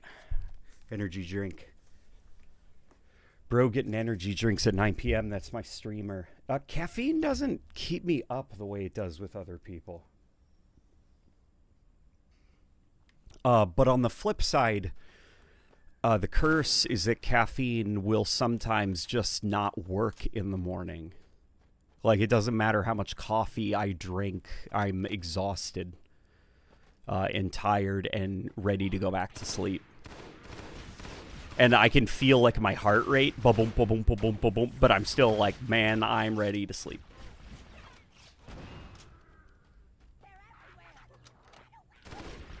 And it's sort of a toss-up, like it doesn't...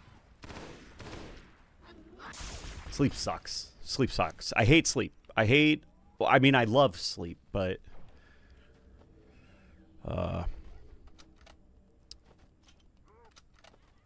Those of you who have sleep problems know what I'm talking about, where it's like, so is this going to be the night where I wake up feeling refreshed, or is this going to be a night where I feel like I haven't slept all night, despite sleeping all night? And then there's other folk where they can just go to bed, and it's like not, you know, the most dramatic thing on planet Earth, and not like a roll of the dice.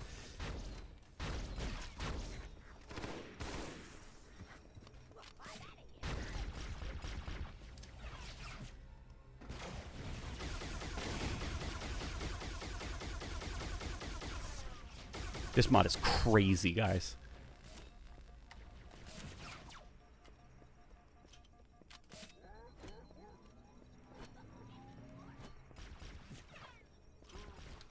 Loki, you just got to turn off the screens earlier and get enough exercise.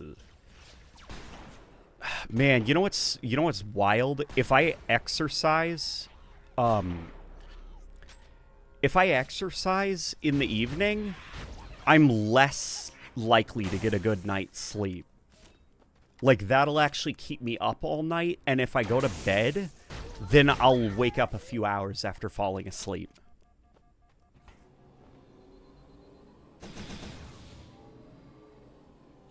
Like, I think I work... I don't know, man.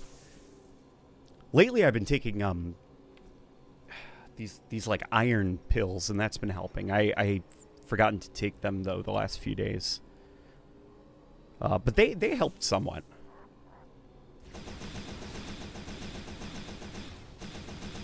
With that feeling. I did this sleep study when I was a kid. And they said that I kicked my legs, like, I forgot how many times a night it was. It was like 12 or 11 times a night and disrupted my sleep cycle. And I definitely know I have sleep apnea. Because my dad also has sleep apnea, and I will sometimes wake up very early in the morning, just suddenly. Like, I'll jolt awake, you know, and my heart rate will be elevated, which means something was going on, and my body had to wake me up very quickly. So I've always had a history of, like, sleep issues.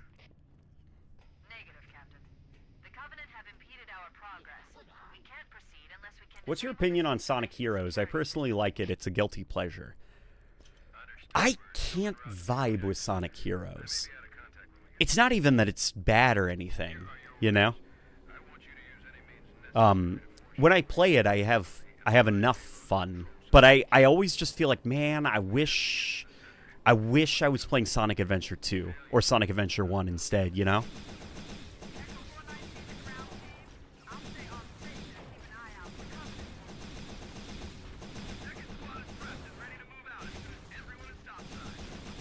Like, I wish that there was an extra element of Sonic Heroes, like a Chow Garden type thing. That would probably make me enjoy Sonic Heroes a lot more. Because if I wanted... I can't really think of any of the levels in Sonic Heroes, and I'm like, dude, I want to see if I can do a run on that level, you know? Where, with Sonic Adventure 2, like, hell yeah, dude. I'll do City Escape. You don't even have to ask me. I'll do City Escape on my own accord.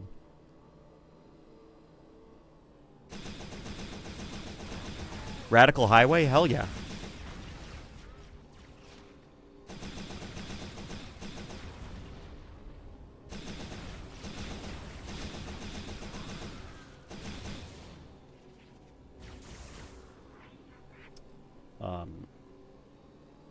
Last Sonic game I played was Sonic Colors Ultimate. Oh no, I'm so sorry. That's a tough one, man. Sonic Colors Ultimate is rough. I had a developer that worked on Sonic Colors Ultimate actually reach out to me when he heard me poo-pooing it. That game had a shit show of a development cycle.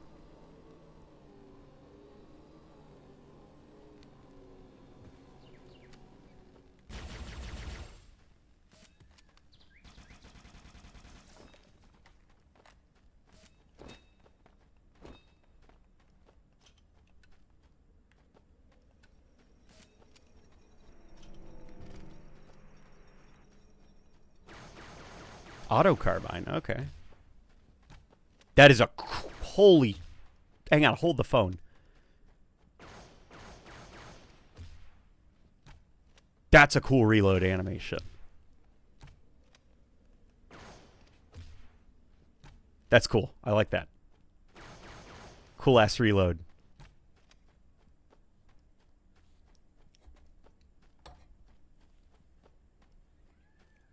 I should get into the Sonic games. I'm used to the movies.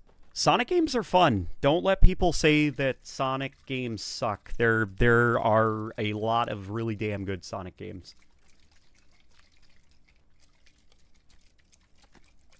The only Sonic game I played was the one where they gave Shadow a gun and turned Sonic into a werewolf furry, so I think I get the gist of it. Oh, Sonic Unleashed is awesome. I freaking love Sonic Unleashed, man. That one's fun. Like, the Werehog is a shit ton of fun to play as. Like, all the various combos, the animations and stuff. Like, combat feels really satisfying. And the day stages, of course, are immaculate.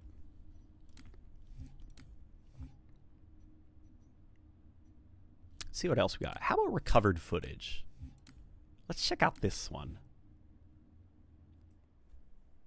It's wild how Sonic's use of motion blur kind of peaked at Unleashed. It is, isn't it? Like, the motion blur looked the best and felt the most organic and creatively implemented in Sonic Unleashed, and no Sonic game afterwards. Why do we always have to listen to this old stuff, Sarge? Watch your mouth, son. This stuff is your history. It should remind you grunts what we're fighting to protect.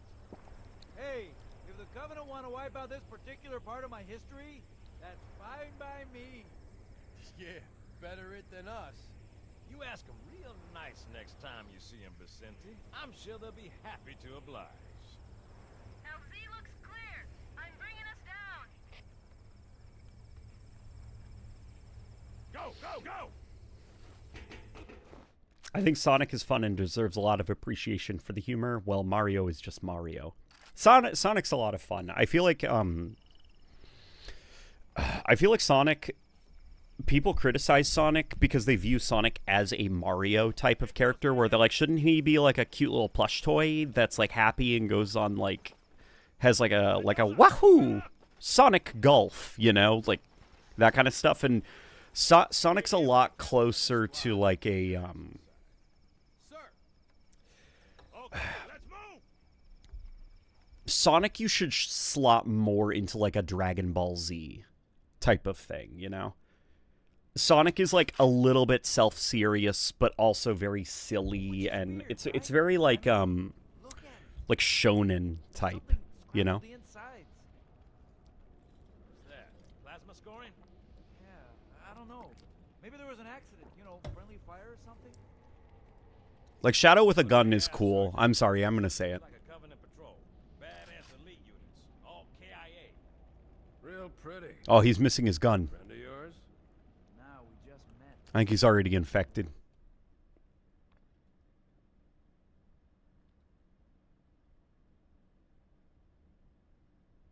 Right, well, let's get this door open.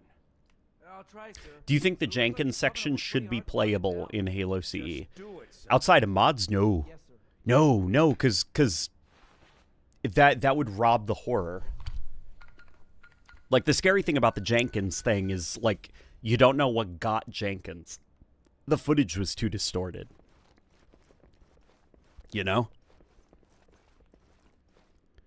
If you were able to play as Jenkins, then the 343 Guilty Spark, that level, and fighting the Flood for the first time, as Master Chief wouldn't be scary. Because you'd be like, oh, okay, well, I played that recording, so I know what's going to attack me right now. Boy, you always got a bad feeling about something. How What's was going on, soldier?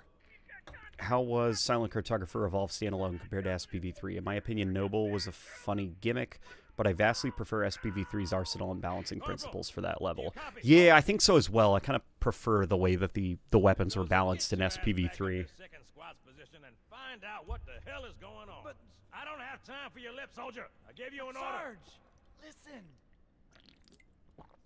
I do think that it felt better, though, on MCC, and I think that's just because... Mira! Let 'em Oh, have boy. it. Don't even think about it. Oh, no. Oops. This is crazy. Hold still! God damn it, Jenkins! Fire your weapon!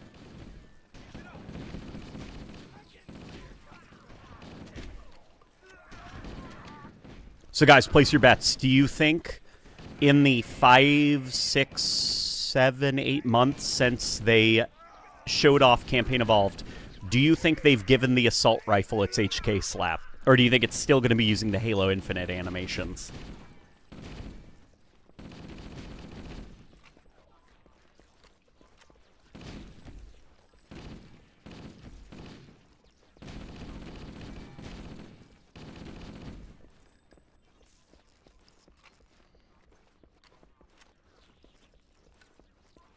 Let's get out of here. Let's try to get out of here.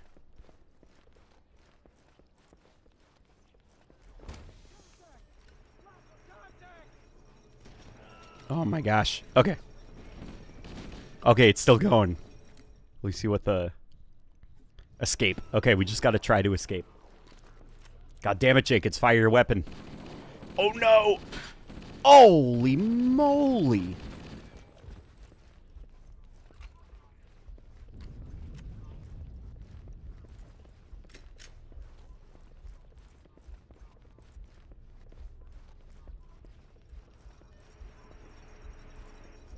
We got to find a way out of here.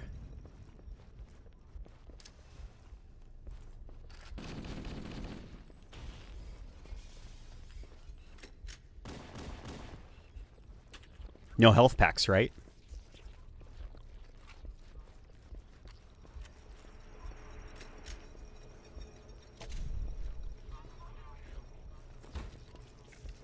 Oh my god, it's eating me. Okay, it got me.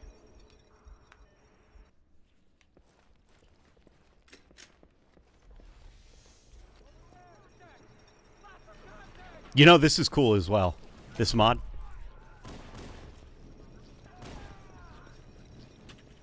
Like, very clever use of the HUD.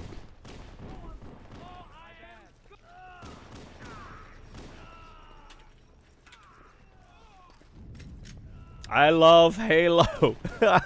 We love Jenkins. This is cool, but the lines hurt my eyes when I play it. Yeah, I'm definitely starting to, like, you know. There is a way to do this, though. There is an overlay that can be done that would keep that, like, that VHS recording look intact while also making it not hard to look at for extended periods of time. You can do a slight green tint to the screen, to the color correction. Add a slight green tint. Make shadows, like blacks, tint them so that they are just a dark green. Make lights tint a little bit towards the green. Add film grain. You can also dither, I think, the shadows as well. Add scan lines into shaded regions of the image. So everything is, like, clear, but you've still got that constant VHS overlay. Okay, I'm sorry. I'm starting to, you know. That's cool, though.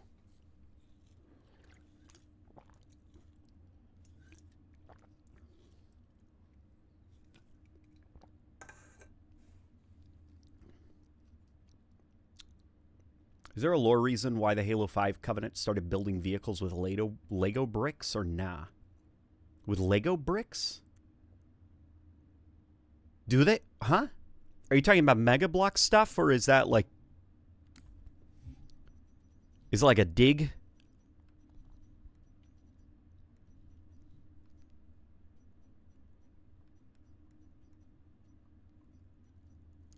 Let's check out some Halo 2 mods now.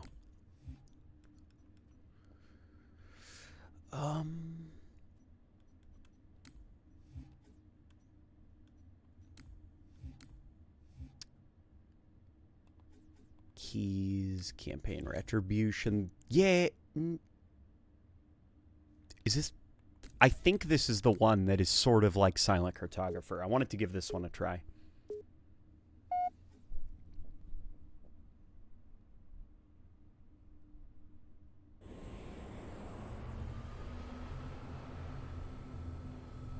VHS overlay. The correct term is CRT Listen scan up, lines. The chief's hunting a prophet. All right, thank you. And you're gonna help him kill it. I guess, yeah, that's what I mean. 30 seconds out. Stand by to...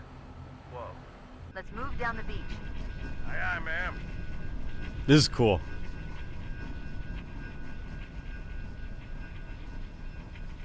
Hang on to your helmet.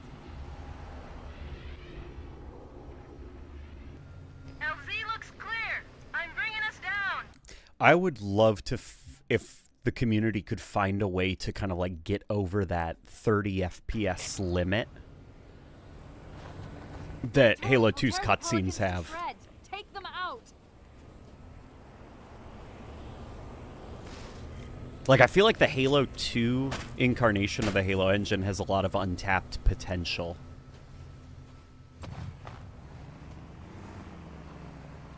You know, like Halo 2 didn't. I mean, you know my opinion. I think Halo 2 isn't as nice looking as Halo 1, but I don't think that was because of the engine necessarily. I just think that was. I think that was art was not quite as polished because of like the development of Halo 2. Hey, you fellas better keep up.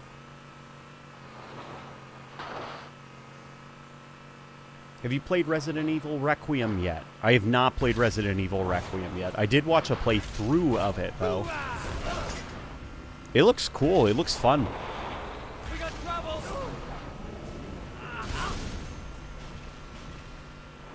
How many times is the Silent Cartographer level going to be remade? It is just like the beach landing and the exploring a beach, a tropical island controlled by the Covenant is such a solid idea that I think we'll see Silent Cartographer remakes and soft remakes till the end of time. I mean, hell, even Halo Infinite's AA Gun Island. What's it called? Pelican Down, I think? They called it AA Gun Island internally. AA Gun Island in Halo Infinite, that was like, we want the player to crash land on an island that's controlled by the Vanished. Sort of like Silent Cartographer, where they land on an island controlled by the Covenant. It's just like fun. Hurts like a son of a gun.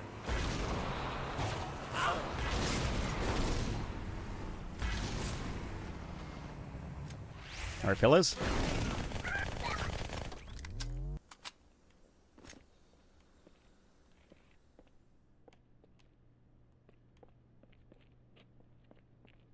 All right, let's go up.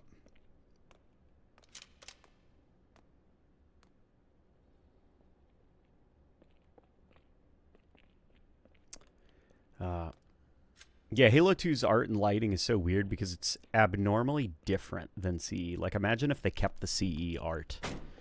Yeah, if they kept Halo CE's aesthetic style,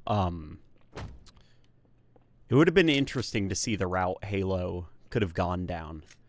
But I quite like the look of Halo 2.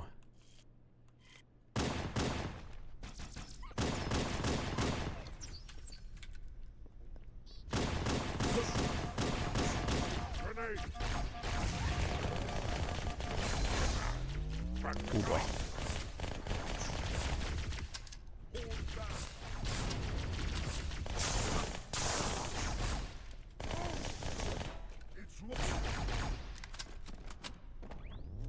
There we go.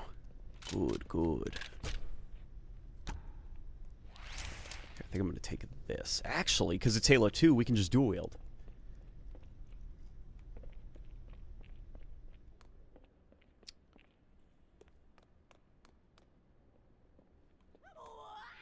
I think what makes Halo 1, what really sells the look of Halo 1, is that Robert McLeese is colorblind. So Halo Combat Evolved has this incredibly weird, like, it has really odd color choices in not just like the look of the game, but also the details of like the shading and stuff. Like some weapons have just very strange color choices that gravitate towards like this like blue teal / green lime undertone. Like it's so hard to explain. Like Halo CE is a very gray, blue, and green game. And hopefully folk understand what I mean. Where Halo 2 actually like broadened things out a little bit, and there was a little bit more of like that traditional color balancing and look to the world. And you really couldn't have that the strange coloration of Halo 1 that gives it that unique look if it wasn't for the fact that Robert McLeese was colorblind. So half the time he didn't understand that he was making some weird color choices.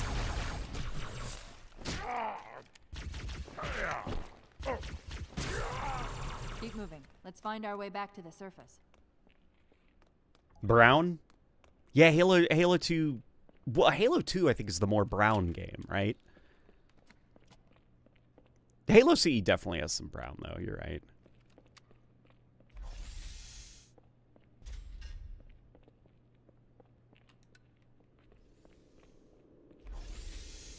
This is so interesting, though, this let's level. see where this elevator goes. Because this feels a lot more like a Halo 1 level, but it's in the Halo 2 engine. Because, like, I won't get into it too much. I think some of you understand. Hang on. It's throwing me off a little bit. Some of you understand what I mean when I say that, like, the approach to combat design and level design in Halo 2 is different from Halo 1. Like, there isn't really a single level in Halo 2 that feels like a Halo 1 level, you know? But this feels a lot more like a Halo 1 level.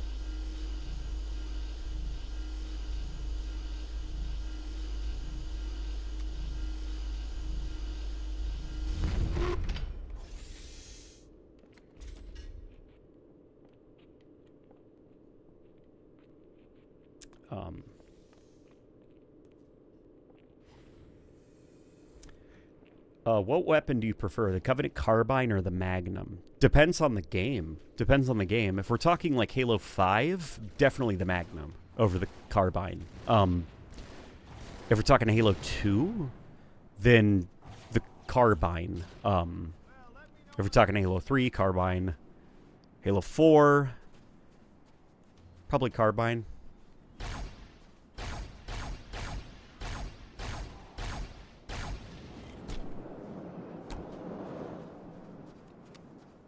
Now, if we're talking for fun value, for purely fun value, Halo 2, I would take the Magnum. Just because it's very fun to use the Halo 2 Magnum, even though it's not, you know, not great. Did the hubcap just pop off? That's cool.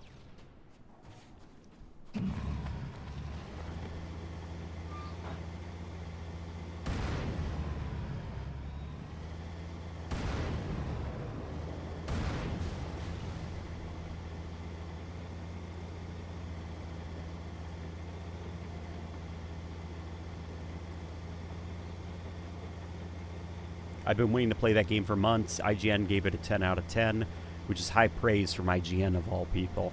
Is that Resident Evil 9?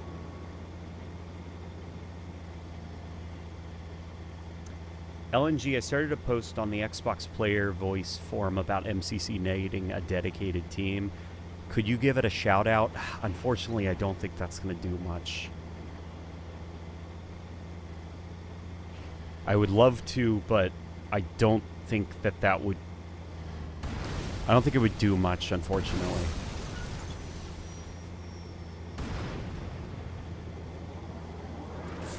Vector.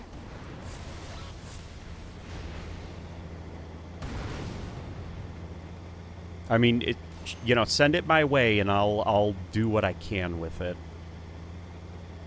Is that a golden... Is that a golden plasma rifle? What is this? What is this? Green. What is this thing? Like a supersonic? Hell yeah.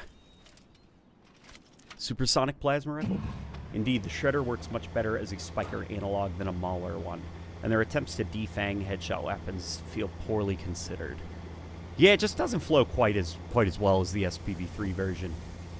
Dude never reads the context. Uh-oh. What did I not read? You talking about a different game? Mina the Follower.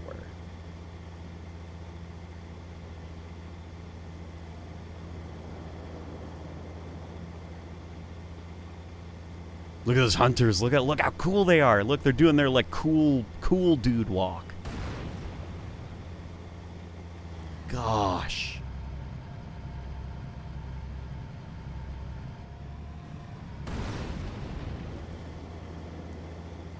This vista is bananas, man.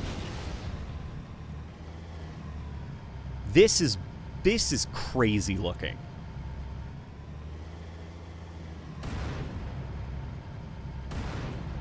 There we go. Nailed it.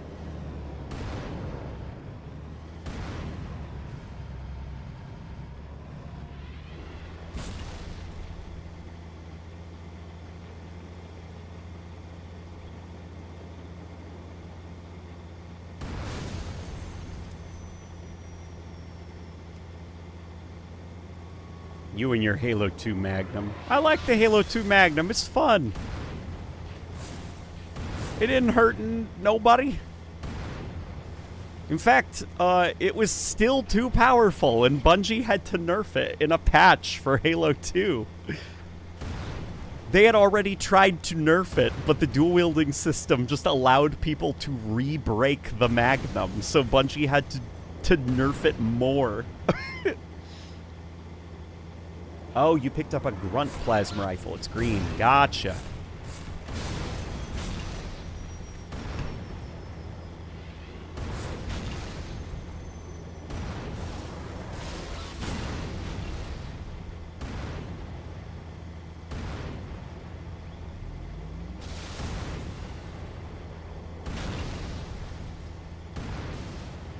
There's, coming from the Wraith, the, what's it called?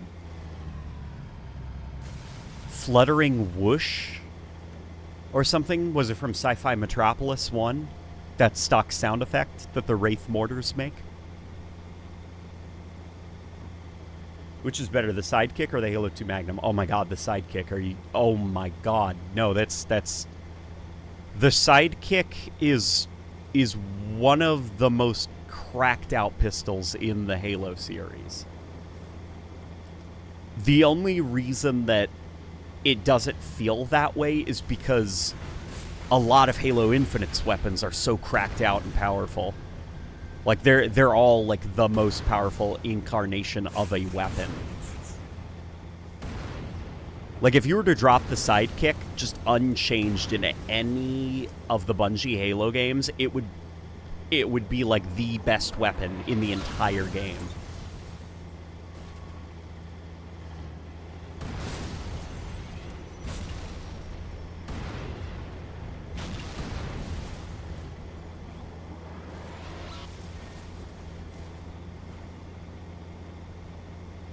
I have 1,680 hours in Infinite, man. I've wasted so much time in that game. Have you wasted time, or was that time well spent?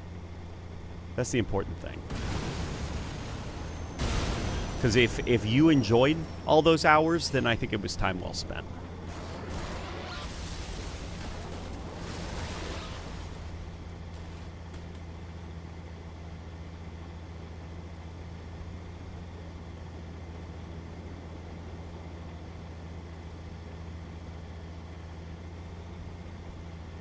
We're talking about Mina the Hollower, a banger upcoming indie by the Shovel Knight developers. They might go under if it doesn't sell well. Oh my god, I hope it sells well then. I hope it sells like gangbusters. How much is it? Is it like 20 bucks or something? I hope it sells amazingly.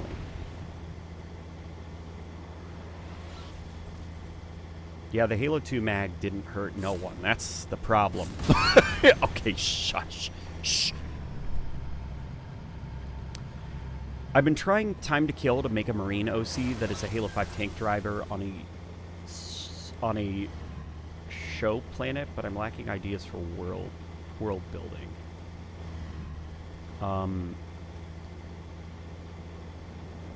What you'd want to do then, I think, if you're looking for inspiration, or world building, you should watch a bunch of different movies to give yourself inspiration. Watch westerns, watch, you know, anything. Like, you know, seek out knowledge, seek out information, seek out new experiences, and they will inspire you. Snow. Okay, snow.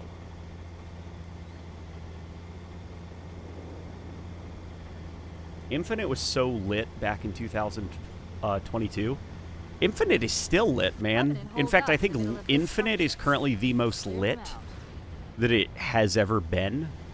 That gauntlet thing, That Gauntlet got me to pop back into Halo Infinite and give it a try. The Gauntlet mode is a shit ton of fun.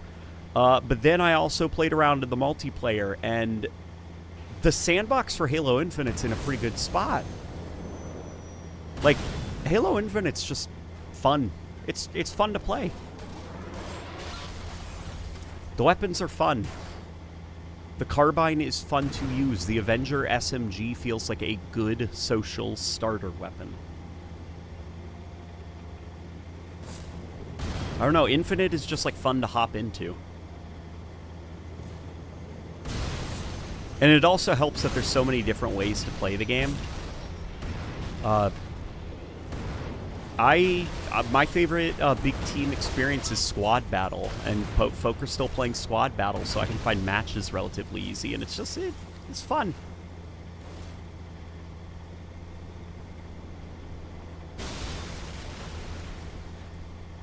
Gosh, Halo 2's vehicle explosions are so good, man.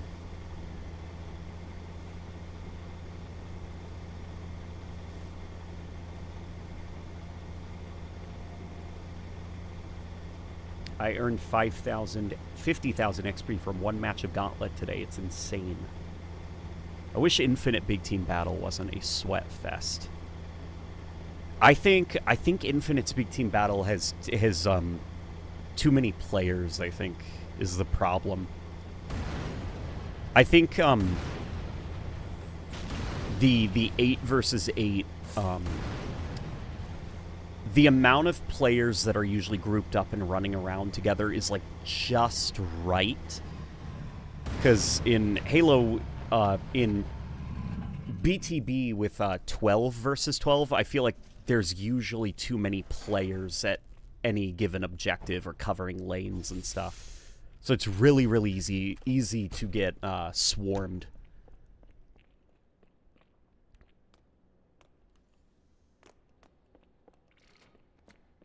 Watch yourself. Honor guard. Not to say that it can't work. I just think you gotta design. You can't just do the big team battle formula, but with 12v12. You gotta make some changes. I don't know if like to the time to kill, to the way weapons are handled. Warzone from Halo 5 wasn't quite there, but I think it was on the right track. And I think it was worth exploring and continuing to refine. Because what Warzone did that I think was kind of clever was you could, like, distract some of those players with, like, AI that are running around. So people aren't always hyper-focused on just killing each other. 10v10 could work. Maybe? You'd have to probably do some play testing, because the numbers that developers land on isn't arbitrary. They're not like, 10v10, because they usually land on those numbers because of, I forgot the way a Battlefield developer actually talked about it back during 2042. 2042's, era. Folk were giving Battlefield 2042 a lot of shit, talking about, the player count was way too damn high, and it kind of felt like a meat grinder, where you couldn't do a lot without just getting completely floored. And a Battlefield developer that worked on Battlefield 3 kind of came out of the woodwork on Twitter and said that they...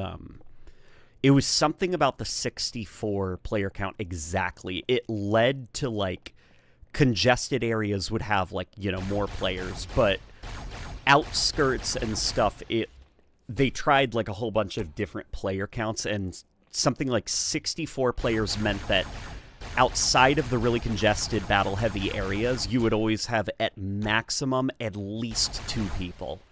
Like, 3 would be more of an oddity, and as they increased the player count, it got to the point where almost all of the map felt like a congestion point.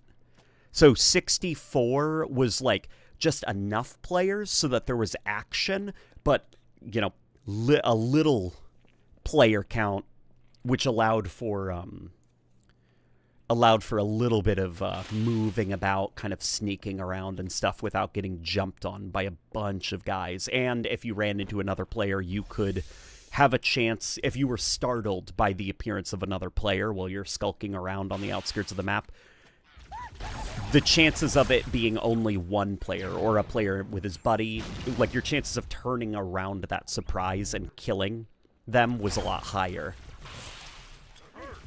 Yeah, and with Halo Infinite, usually in big team battle, I felt like there was always just like at least one too many extra players whenever you encountered a group, and you weren't usually able to kind of like fight your way out. Yes, flush it out. There you are.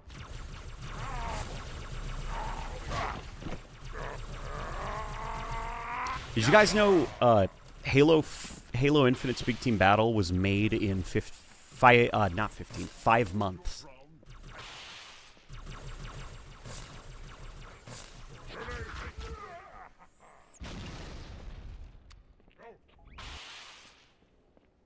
What did you think of Battlefield 6 Season 3? I thought it was okay.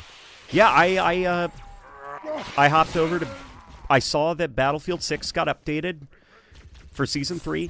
They added recoil to the weapons. They added recoil and made a whole bunch of other changes to, like, fire rate, time to kill, I think, for automatic weapons and stuff. You know, a whole bunch of other changes, as well as added... Gold Mood Railway, and the Battlefield 3 M16, and I was like, all right. There's the target. Take him out. I'll give it a try. And, yeah, I had a lot of fun. I had a lot of fun. I think I'm going to play more Battlefield 6 if it's slowed down. And that is the end of that. Wow, that's really how the mod ended. That's silly. That's silly. That's a silly way to end the mod. That's... I am okay with that. I approve.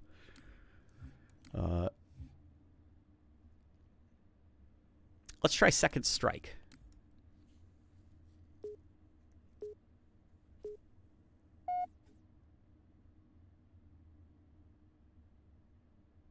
LNG, I put the player voice post and Mina review on the Discord. Thank you, thank you. Hey, Switch Boy. Hello, hello, how are you? I'm playing through Lego Batman 2. I'm having a lot of fun with classic Lego games. People like that new Lego Batman game. Is it good? Hard drop. Secure landing zone. Sergeant, load up 2 flights of Pelicans and follow them in. Gauntlet mode in Infinite is peak. More games should have done this with PvE. Yes. Yes. Wood Grump. It's the worst part of live service games and post-launch support. Gauntlet is amazing.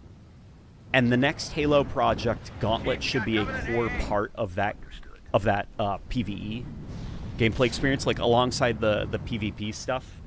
Gauntlet should be the foundation for the firefight mode. And it's not going to be because the next Halo projects have been in development for quite a while. And Gauntlet is a part of the sustain team, you know, for Halo Infinite. Yeah, Gauntlet is awesome. Like, genuinely, Gauntlet is a shit ton of fun. Let's clear a landing zone. Do you think the Halo show did anything better than the games?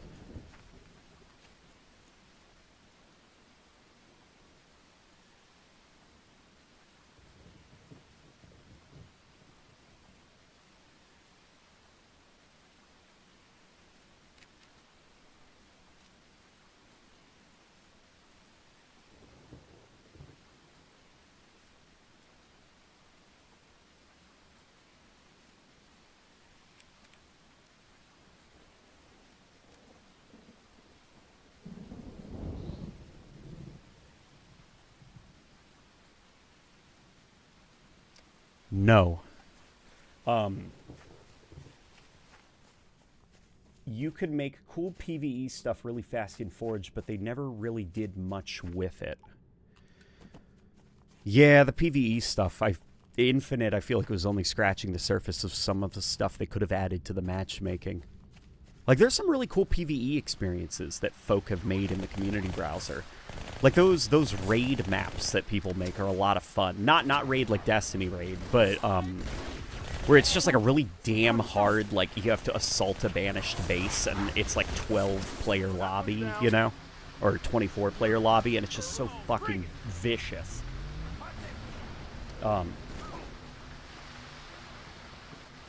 What are your thoughts on Sony returning to exclusivity? I have a hot take that exclusivity is anti-consumer. No, you're right. It especially sucks that, like, the cost of, like, getting a PS5 is going up and up, and it's not going to be getting any cheaper. And it was really convenient that Sony was also releasing some of their games on. Man. Just sucks.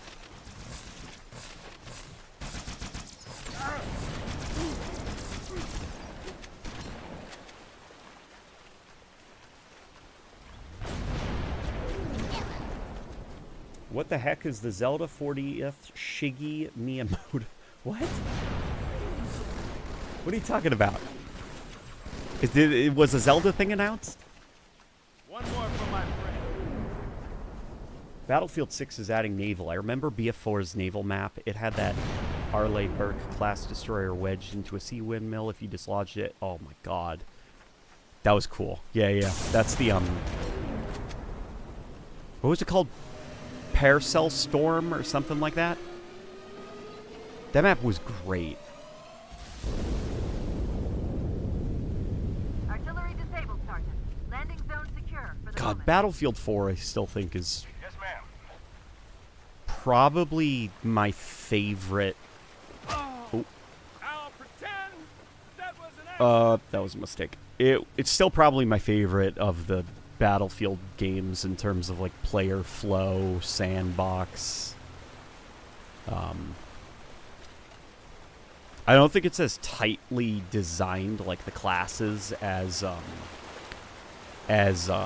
Battlefield 5, which probably is the best class balancing. And I don't think it's quite as accessible as Battlefield 1 is. But Battlefield 4 is just so much goddamn fun. I love Battlefield 4. Battlefield 3 was a bit better, in my opinion. Here's what I think. I think Battlefield 3 had Let's push on. a We need to find an stronger access point to those structures in the lake. personality. Like, the aesthetic of Battlefield 3, I think, is much stronger than Battlefield 4's. Like, the blue tint, the lens flares, the design of the weapons, the color grading and everything. Yeah, all of it was a lot... Battlefield 3 is a lot more vivid as a game, artistically.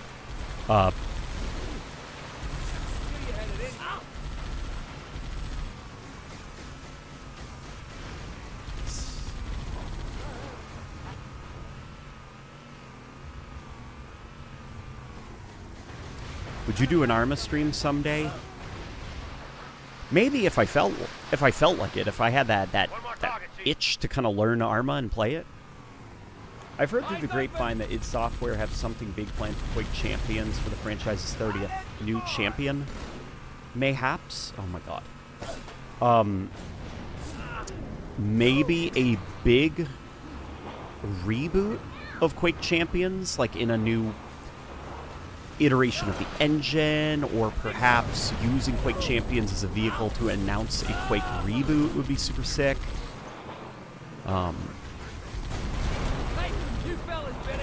Which Halo game do you think has the best mod scene? At the moment, I think it's Halo 1. But I think the Halo 4 mod scene has the potential. They have the potential to do some really goddamn cool things just because of all the breakthroughs that they've made with the graphics, which I'll show you guys in a sec.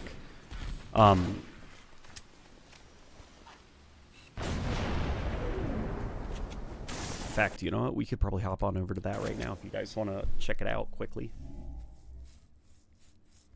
What is your favorite LEGO game? Mine is LEGO Star Wars The Complete Saga. Also, I hope Xbox does not stop their PlayStation ports. I want more players to access Halo. It just blows me away how many people support Sony taking away access to their games. Yeah, I also hope Halo continues releasing on PlayStation. I hope that it's not just the remake and that they're going to keep releasing Halo games on PlayStation.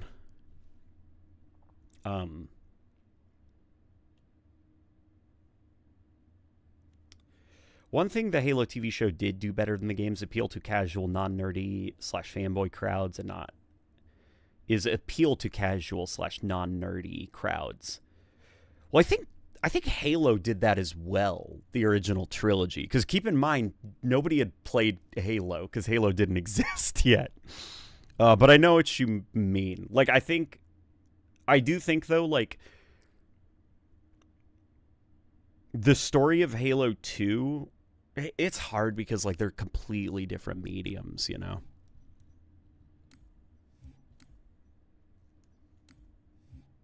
I am a Halo show, maybe not enthusiast, but definitely I am very curious about the Halo show, and I think that there is value to the Halo show, and it's a very interesting project that I have a lot of interest in, and I also have a lot of respect for the folk that worked on it. Not everybody that worked on it, especially the folk that made very strange creative decisions, but in terms of, like, the production department, the CGI, sound design and stuff, like, no, I know that song. This is fine. So this mod is running in the Halo 4 engine. Hang on. And it is using a breakthrough that folk have made, which introduced PBR material rendering to Halo 4. That's why this looks not like a game. Like, even though you can tell it's a mod, you know, like the terrain blending for, like, rocks and stuff is, like, non-existent. You know, art is very not amazing. It doesn't look like something that is a 360 game, you know, like just the materials on stuff. And that's PBR material rendering. It's more modern than what the 360 was doing. Uh-oh. Oh dear. Oh my. Okay, let's reboot MCC because it just crashed.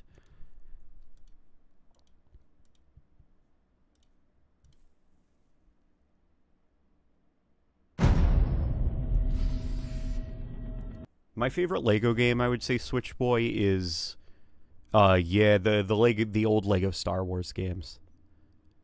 Those are my favorite as well.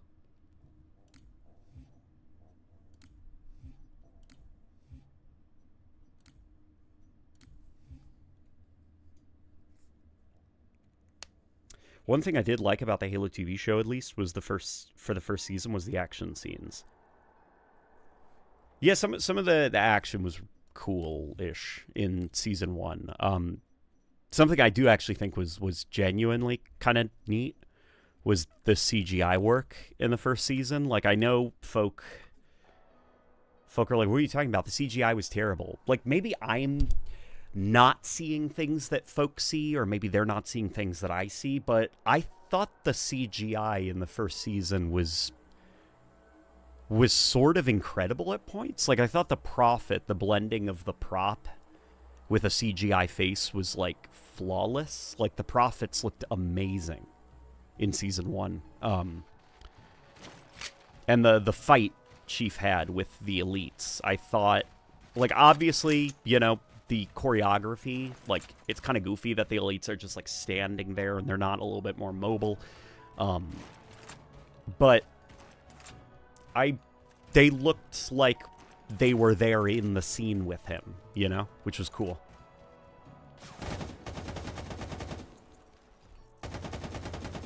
Aiming down the sights.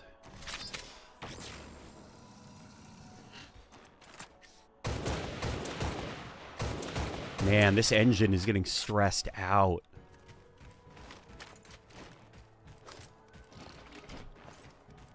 Interesting sprint animation. I can almost see it. It's the... This is the Spanker sprint animation, isn't it? I will take one of your weapons. This is the Halo 4 shotgun. Yep.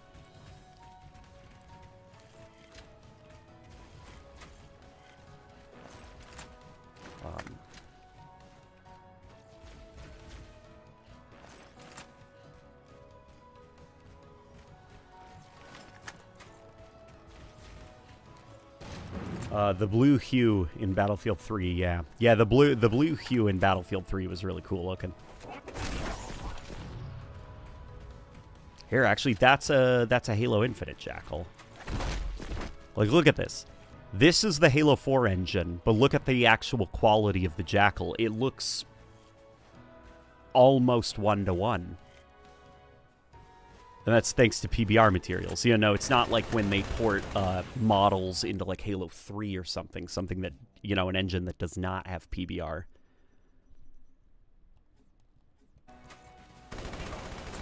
Yeah, it's cool stuff.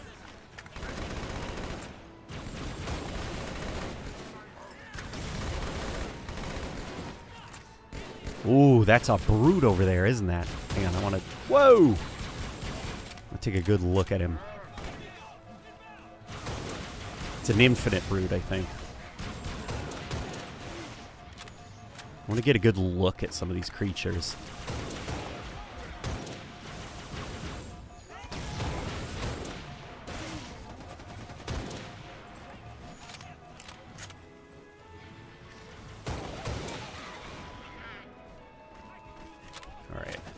Where are you? Show yourself.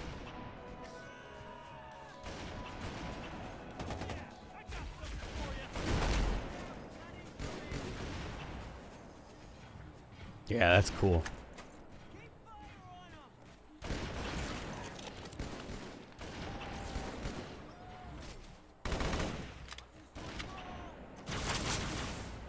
What are these? Are these just items, objects? Oh, plasma caster. To quote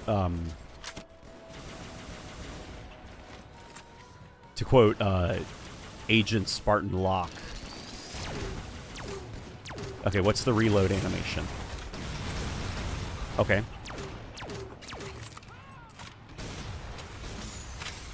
All right, plasma pistol. Now, is this the cut plasma pistol?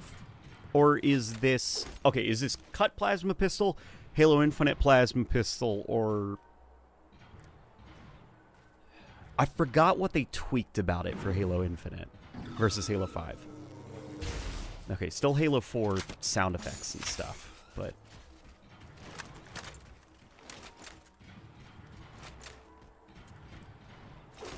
Sony increasing the price of PS Plus and game consoles and taking away exclusives is not because of market conditions. I'd say it's because Sony has no competition. They have consumers who don't ask questions, and they know they can get away with certain business decisions. I think market conditions is true, but I don't think that it is... Like, you are correct. But I think that,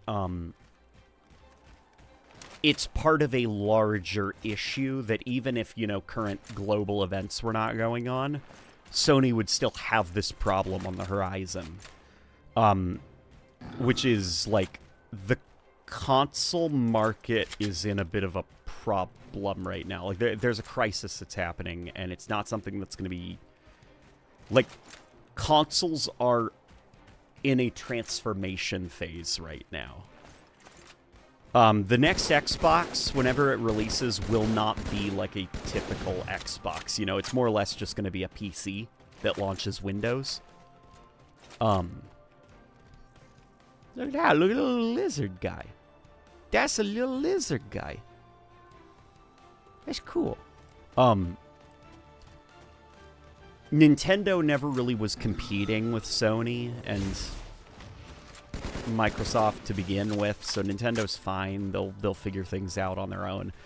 But like Xbox and Sony, they're running into this issue where newer generations of gamers they're just not that interested in console gaming. They play games on their phones, they play games on their iPads, and if they really want to play like video games, they're going to get a PC, because that's where they can play their iPad games that they grew up playing, you know, like their Robloxes, their Minecrafts and stuff. As well as like modding and stuff like that. It's just like consoles, which are this closed wall ecosystem, aren't really a thing. They're starting to be phased out just culturally. And that's kind of why Xbox got a head start on like moving toward. There's this analyst whose name is he runs a show called the Pactor Factor, and his theory on his prediction on what's going to happen basically to the console market is he thinks what's going to happen is it's not going to be about video game consoles. It's going to be about basically services and stuff. Like basically he says 30 years from now, or even 20 years from now, maybe even 15 years from now, what's going to happen is if you want to get into gaming for the first time, what's going to happen is you're going to order a controller online, and then you're going to sync that controller to your TV. And then you're just going to pick a service, Xbox or PlayStation. And game streaming will be so advanced that you won't feel latency. Which already we're kind of getting there. Like, I don't know if you guys use xCloud, but xCloud, the input lag is so minimal that for some games you can just legit play xCloud games, like even competitively, and you'll do fine. He thinks that's the direction the console market is going in. And, you know, if the cost of producing video games keeps up, that is only going to happen even faster, and it's going to be more important to just get your games in front of consumers by any means necessary. And that means lowering the barrier for entry, streaming services, just all you need is a controller. Yeah, what a horrific future. Yeah. Yeah.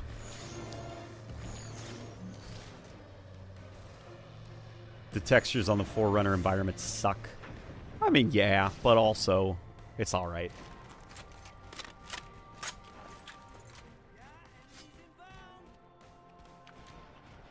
This is cool, you get to build a little turret guy.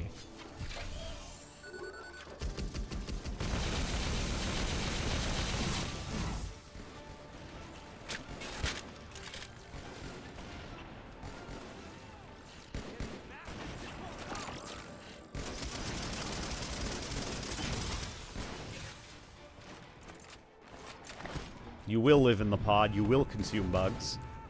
Yes, exactly. Exactly. As a Gen Z player, I play the same thing whenever I boot up my PC. Halo, Resident Evil, Sonic, Mario, Lego games, Hello Neighbor, fan games, and older GameCube and Wii games.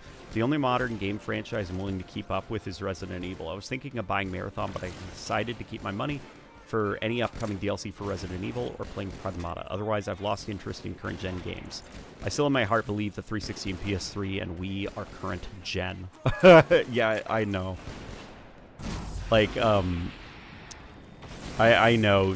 The Xbox One, to me, is still, like, new tech, you know? I still think about it in my brain as new tech.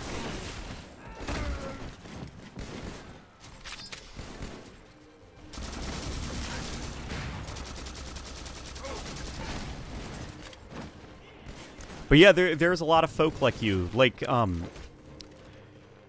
the world is getting to a point right now where folk are less and less free time. You know, you got to get on that grind. You got to work for your dollar. And the dollar, or wherever you are, I think most people are starting to experience it. It's getting like nice to haves now are extremely expensive, and the must haves are expensive, and it's getting to the point now where you have to be a lot more selective with what you buy. And it's been a problem that's been happening for a while now, but now it's getting to the point where like the bigger market is noticing, and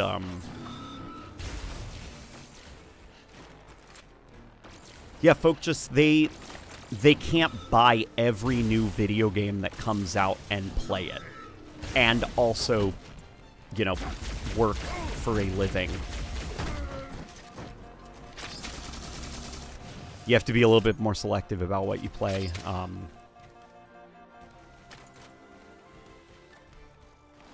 And it kind of sucks because every modern game that's coming out is trying to fight for your time. Like, they want to be forever games. I watched this guy, Kyle Kalinske, and he has like talks about world events and stuff like that, but on the side he has like this fun little show, and they were talking about like Nintendo 64 games, and he was saying that like you don't see a lot of games anymore that are like you just turn on your console and immediately begin playing the game, and like it's no biggie if you just shut off the game right there. Like, every game requires a few hours to kind of really get into it, and that I've seen like discussions, about like the Lego games and like the Lego Skywalker saga, and I remember the biggest thing that kind of let me down about that game was like the whole upgrade system and upgrade trees and progression systems and stuff. I was like, I kind of just want to like play a little level, And what this guy was basically saying is that he still plays his N64. They still have a family N64 that they boot up, and he's like, listen, you could turn on the N64, load up, pop in the cartridge for Mario Golf, and immediately you can get into it. Like, there's no barrier to entry at all. And a lot of modern games aren't like that anymore. Like, they're a little bit too large. And on top of that, they're expensive as hell. Yeah.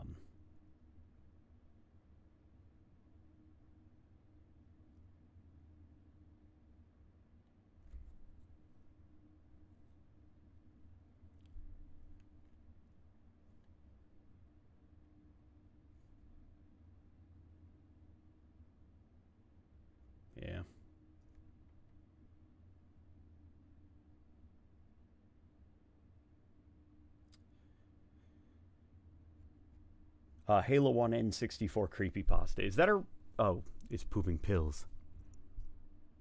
Wouldn't Mario 64 be better with Game Pass? You know what? You're right. I did not consider that. I do think that we need to turn Mario 64 into a live service, narrative-driven game. Silly me.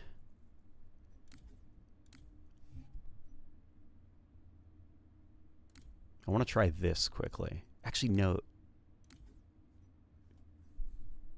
Yes, this. I want to try this real quick. Da Streets. Okay. Oh, missed? Crap.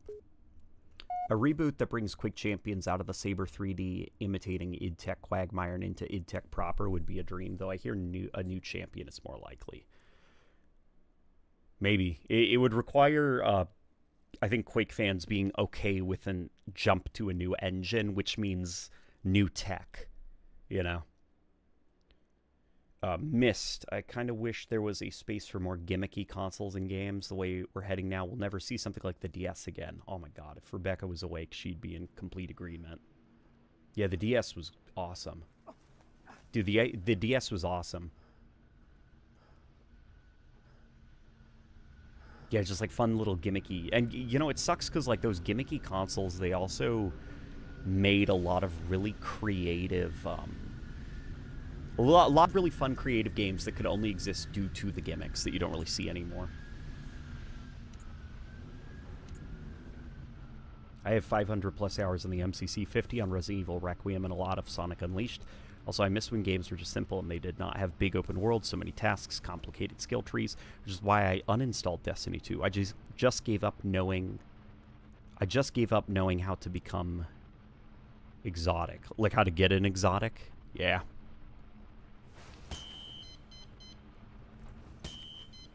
There's a lot of folk like you, man.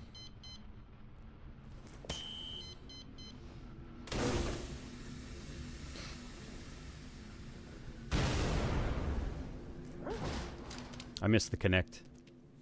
The Wii U was so weird. It was weird, wasn't it? So this mod, the hope of this mod, the goal, at least on the workshop, is that it's sort of like using third-person weapon animations. So, like, yes, we are Rayman, which is a little bit silly, but you're supposed to almost imagine that there are arms and that it's not just floating hands, and it's supposed to be like, hey, look, like the weapons are, you know, the weapons are they kind of like move a little bit more realistically, you know? Like if you were really holding the thing.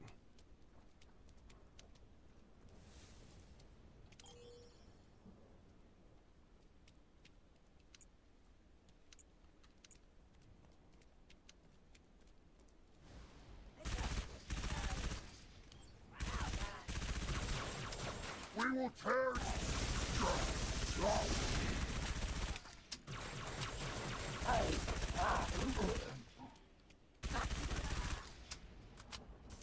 Is this third-person animations? I don't think it is.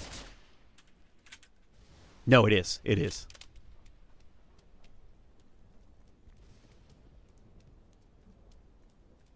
It's kind of interesting. It almost gives like VR. Sounds like motion sickness fodder, not gonna lie. No, it definitely is a little bit of motion sickness fodder, but...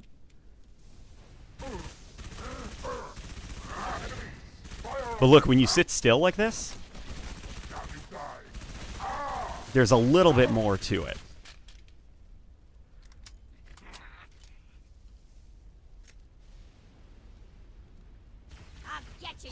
Here, let me... I'm playing with the crosshair lowered. Let me see if, like, you know, most folk, it was kind of designed with centered crosshair in mind. Maybe I'm just playing it wrong.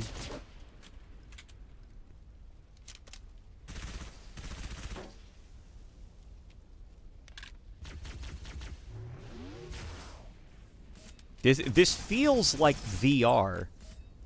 Like I've got my my headset on, you know, and I'm looking around and I'm like, whoa, New Mombasa is so immersive in the virtual world. Mark Zuckerberg, he made this possible. Meta. The metaverse.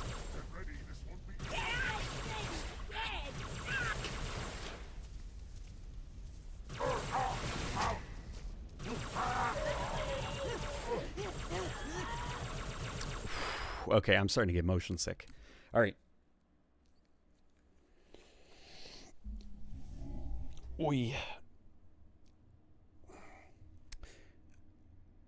Hot take, there is nothing wrong in muting the speakers or headphones to turn your brain off and just play the game to pass the time. Yes, exactly. I feel like Unreal Engine 5 is not the problem, but developers are just pushing for unrealistic graphics instead of going for unique art styles or optimizing their games. There's some UE5 games that are well optimized, like Claire Obscure Expedition 33. I also think introducing third person to Halo for Halo 7 would help folk who have motion sickness. I agree with both of those points. And also I think optimization is like another thing where it's... So optimization and art used to go hand in hand.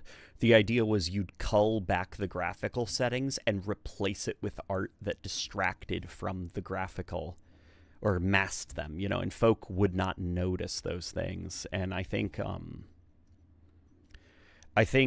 due to the size of teams, due to time, you know, development timelines and stuff, optimization is a lot harder to do and a lot harder to learn for new developers. Like, they're just kind of, because they have to just like get things going, it's like, just the engine will handle it. Like Shadows, engine will handle it. Don't worry about it. Like, don't worry about the detail. The engine will handle it. It'll just, throw shit all over the place. We gotta keep moving. We gotta get this game out the door. Or we gotta hit, like our next milestone. And so as time goes on, like, games are getting a lot harder to run, while also not looking quite as visually striking, because that artistry behind optimization and stuff like that, and kind of like, masking cutbacks and stuff, it's not there anymore. It's just allowing the engine and its stock abilities to just render a game world. It's like, games look better, but at the same time they look less vivid, and they run worse.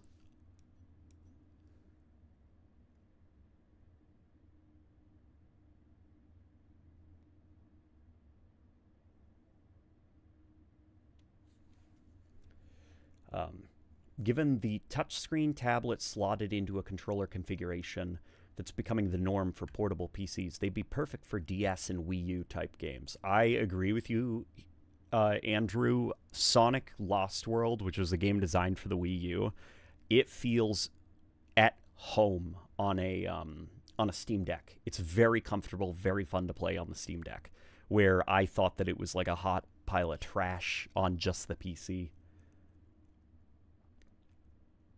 For me, on top of using Halo Infinite assets, Halo Campaign Evolved looks like any other UE5 game if you took away the Marines' chief and the enemies. Yeah, it very much is using the systems that Unreal Engine 5 can do, and that's about it. It's not like proprietary lighting techniques and stuff. It's very much using the toolkit that comes with the Unreal Engine 5, which Unreal Engine 5 can make pretty looking games, but it does mean that it looks a hell of a lot like an Unreal Engine 5 game. Oh yeah, and then Unreal Engine 6 was announced, which is like,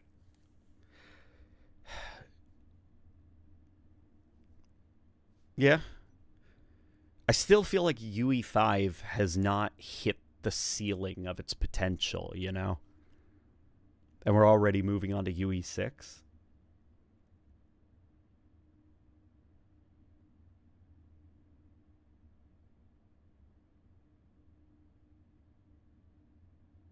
I would love a top 10 Halo mods vid or something. I should do that for sure, for real. I should make a top 10 list. But I don't want to...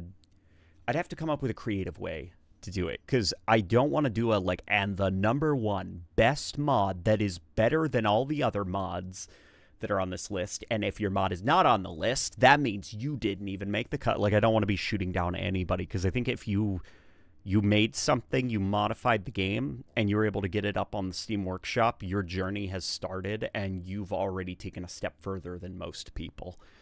And it would be like, hey, this crazy-looking multiplayer map, I'm ranking it lower than, like, Halo Gaiden, It would be like a tier list comparing fruits, Like, what's the best fruit? Which could actually be a fun tier list, actually, but hopefully you know what I mean. Which, speaking of maps, I wanted to take a look at this. I think I would just do like here are mods that interest me a lot, and I think they're cool. And you guys know me, you know my editing style, you know how I do my videos. I would not change a thing. I'd keep it like that, so it would be very entertaining. This is awesome looking. This is, remember we were talking about megastructures and the word arcology?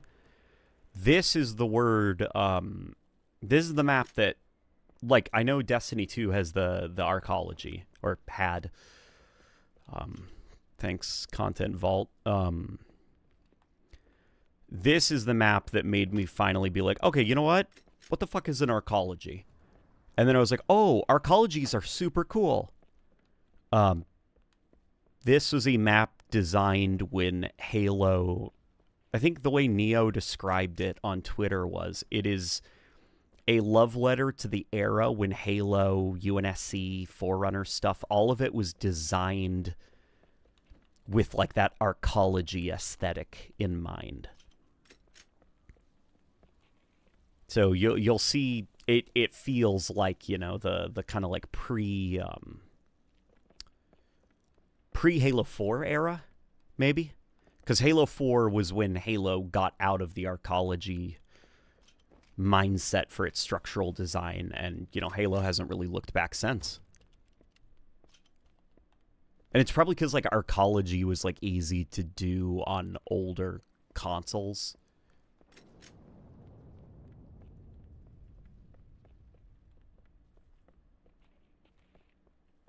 Yeah, but it's cool looking, right? What's arcology? I am so happy you asked. I am so happy that you asked. Arcologies are freaking cool.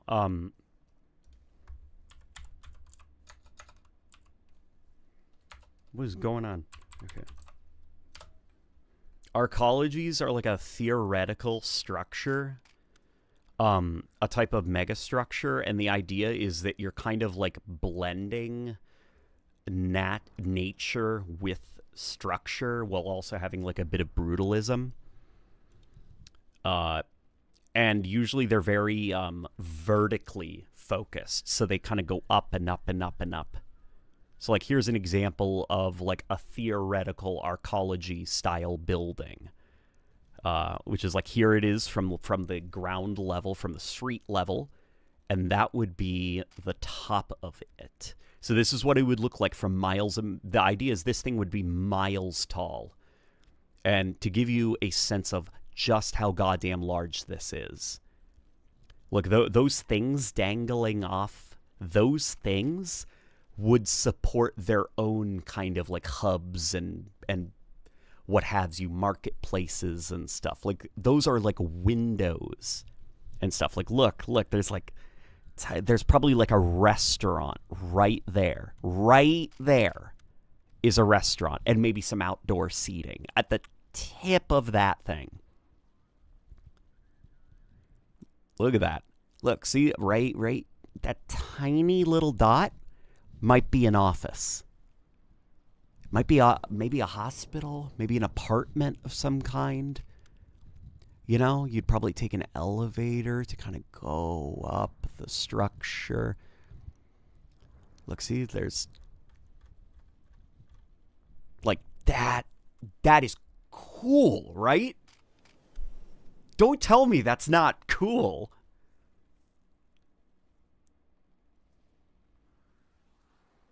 $40K Hive City type stuff. Well, 40K Hive Cities are like miserable and kind of like stacked on top of each other in this very oppressive way. This is not supposed to feel oppressive.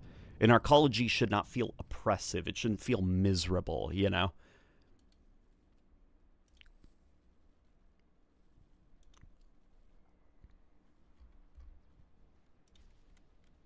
Yeah, like now you see it a little bit, right? You can kind of see that like Halo influence a little bit there. Yeah, so this is, I finally looked at it. Here's the arcology from Destiny, which some of you guys are familiar with. I didn't, I was like, oh, arcology, is that like archaeology? I don't know. I don't think. But seeing that word again to describe the aesthetic of the 2000s era of Halo, like from Halo, maybe not Halo 1, starting with Halo 2 up to Halo Reach, describing it as the arcology era, I was like, okay, this is the second time I've seen that word. What is an arcology? And then I was like, oh shit, arcologies are cool as hell. Yeah, so this looks oppressive. You think that cool-ass tree building was oppressive? I think that looks awesome. I mean, maybe it looks oppressive if you're, like, scared of large structures, because, like, that's scary. That's kind of scary. Like, that is a massive office building, like a very tall office building.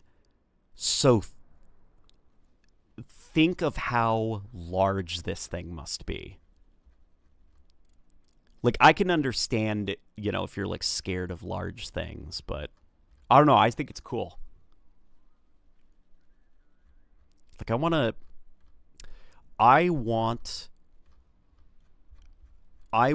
an apartment. So my moving in, I'd probably take a ferry across the water. There'd probably be a port here. I'd probably have to make my way through here. I'd probably stop at a hotel, you know, maybe somewhere here, unless I like got there early in the morning. I'd make my way downtown here and stuff, and then around here would probably be like where you can make your entry to the base or the roots of the massive building and stuff. And it would probably take a couple of hours to navigate your way up, because you probably have to take lifts, elevators. You'd probably have to go through various security checkpoints and stuff. It would take quite a few hours. You could stop for lunch somewhere. There would probably be little terraces, you know, along this thing that are too small to see. It would probably be a couple of days, I'm thinking, of traveling, you know, from getting here all the way to up here. And then I would like my apartment to maybe... I want my apartment, I think, to be close to, like, thinking maybe, like, there. I want to be on one of those hanging things, you know?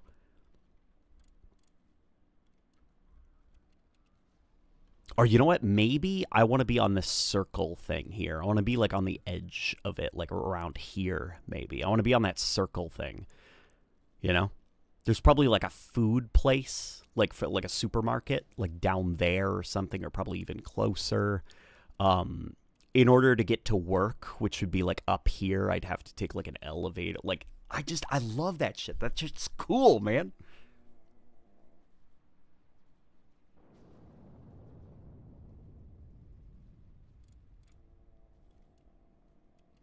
I want to live as far away from that thing as possible, please.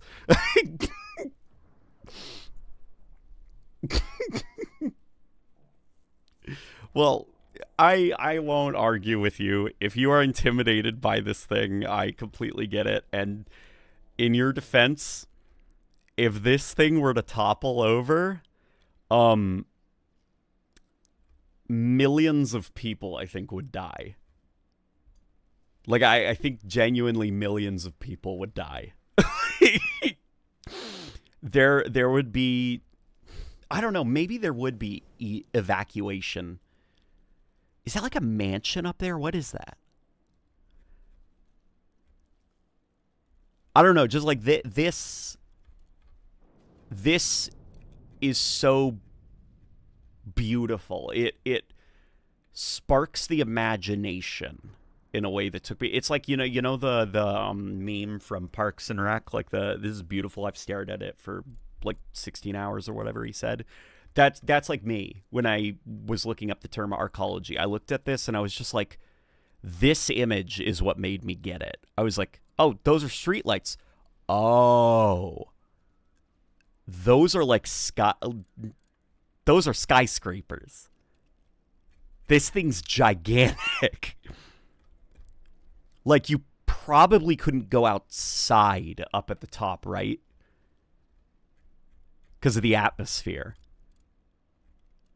Right? Like there's those are clouds, right? Those are like rain clouds. Like, airplanes would have to navigate around this thing, right? What is your favorite Lego Batman game? Switchboy, I have not played any of the Lego Batman games. I wish I could tell you. Is that High Charity? It looks a hell of a lot like High Charity, doesn't it? I also think High Charity is cool.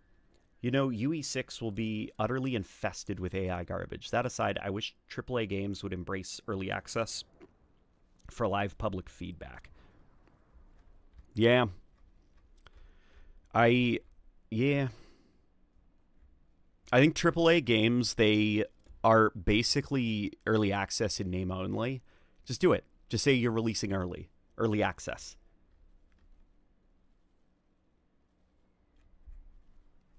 I think we'll be seeing Campaign Evolve during Summer Game Fest, followed by an announcement of the game being available via flighting. Maybe.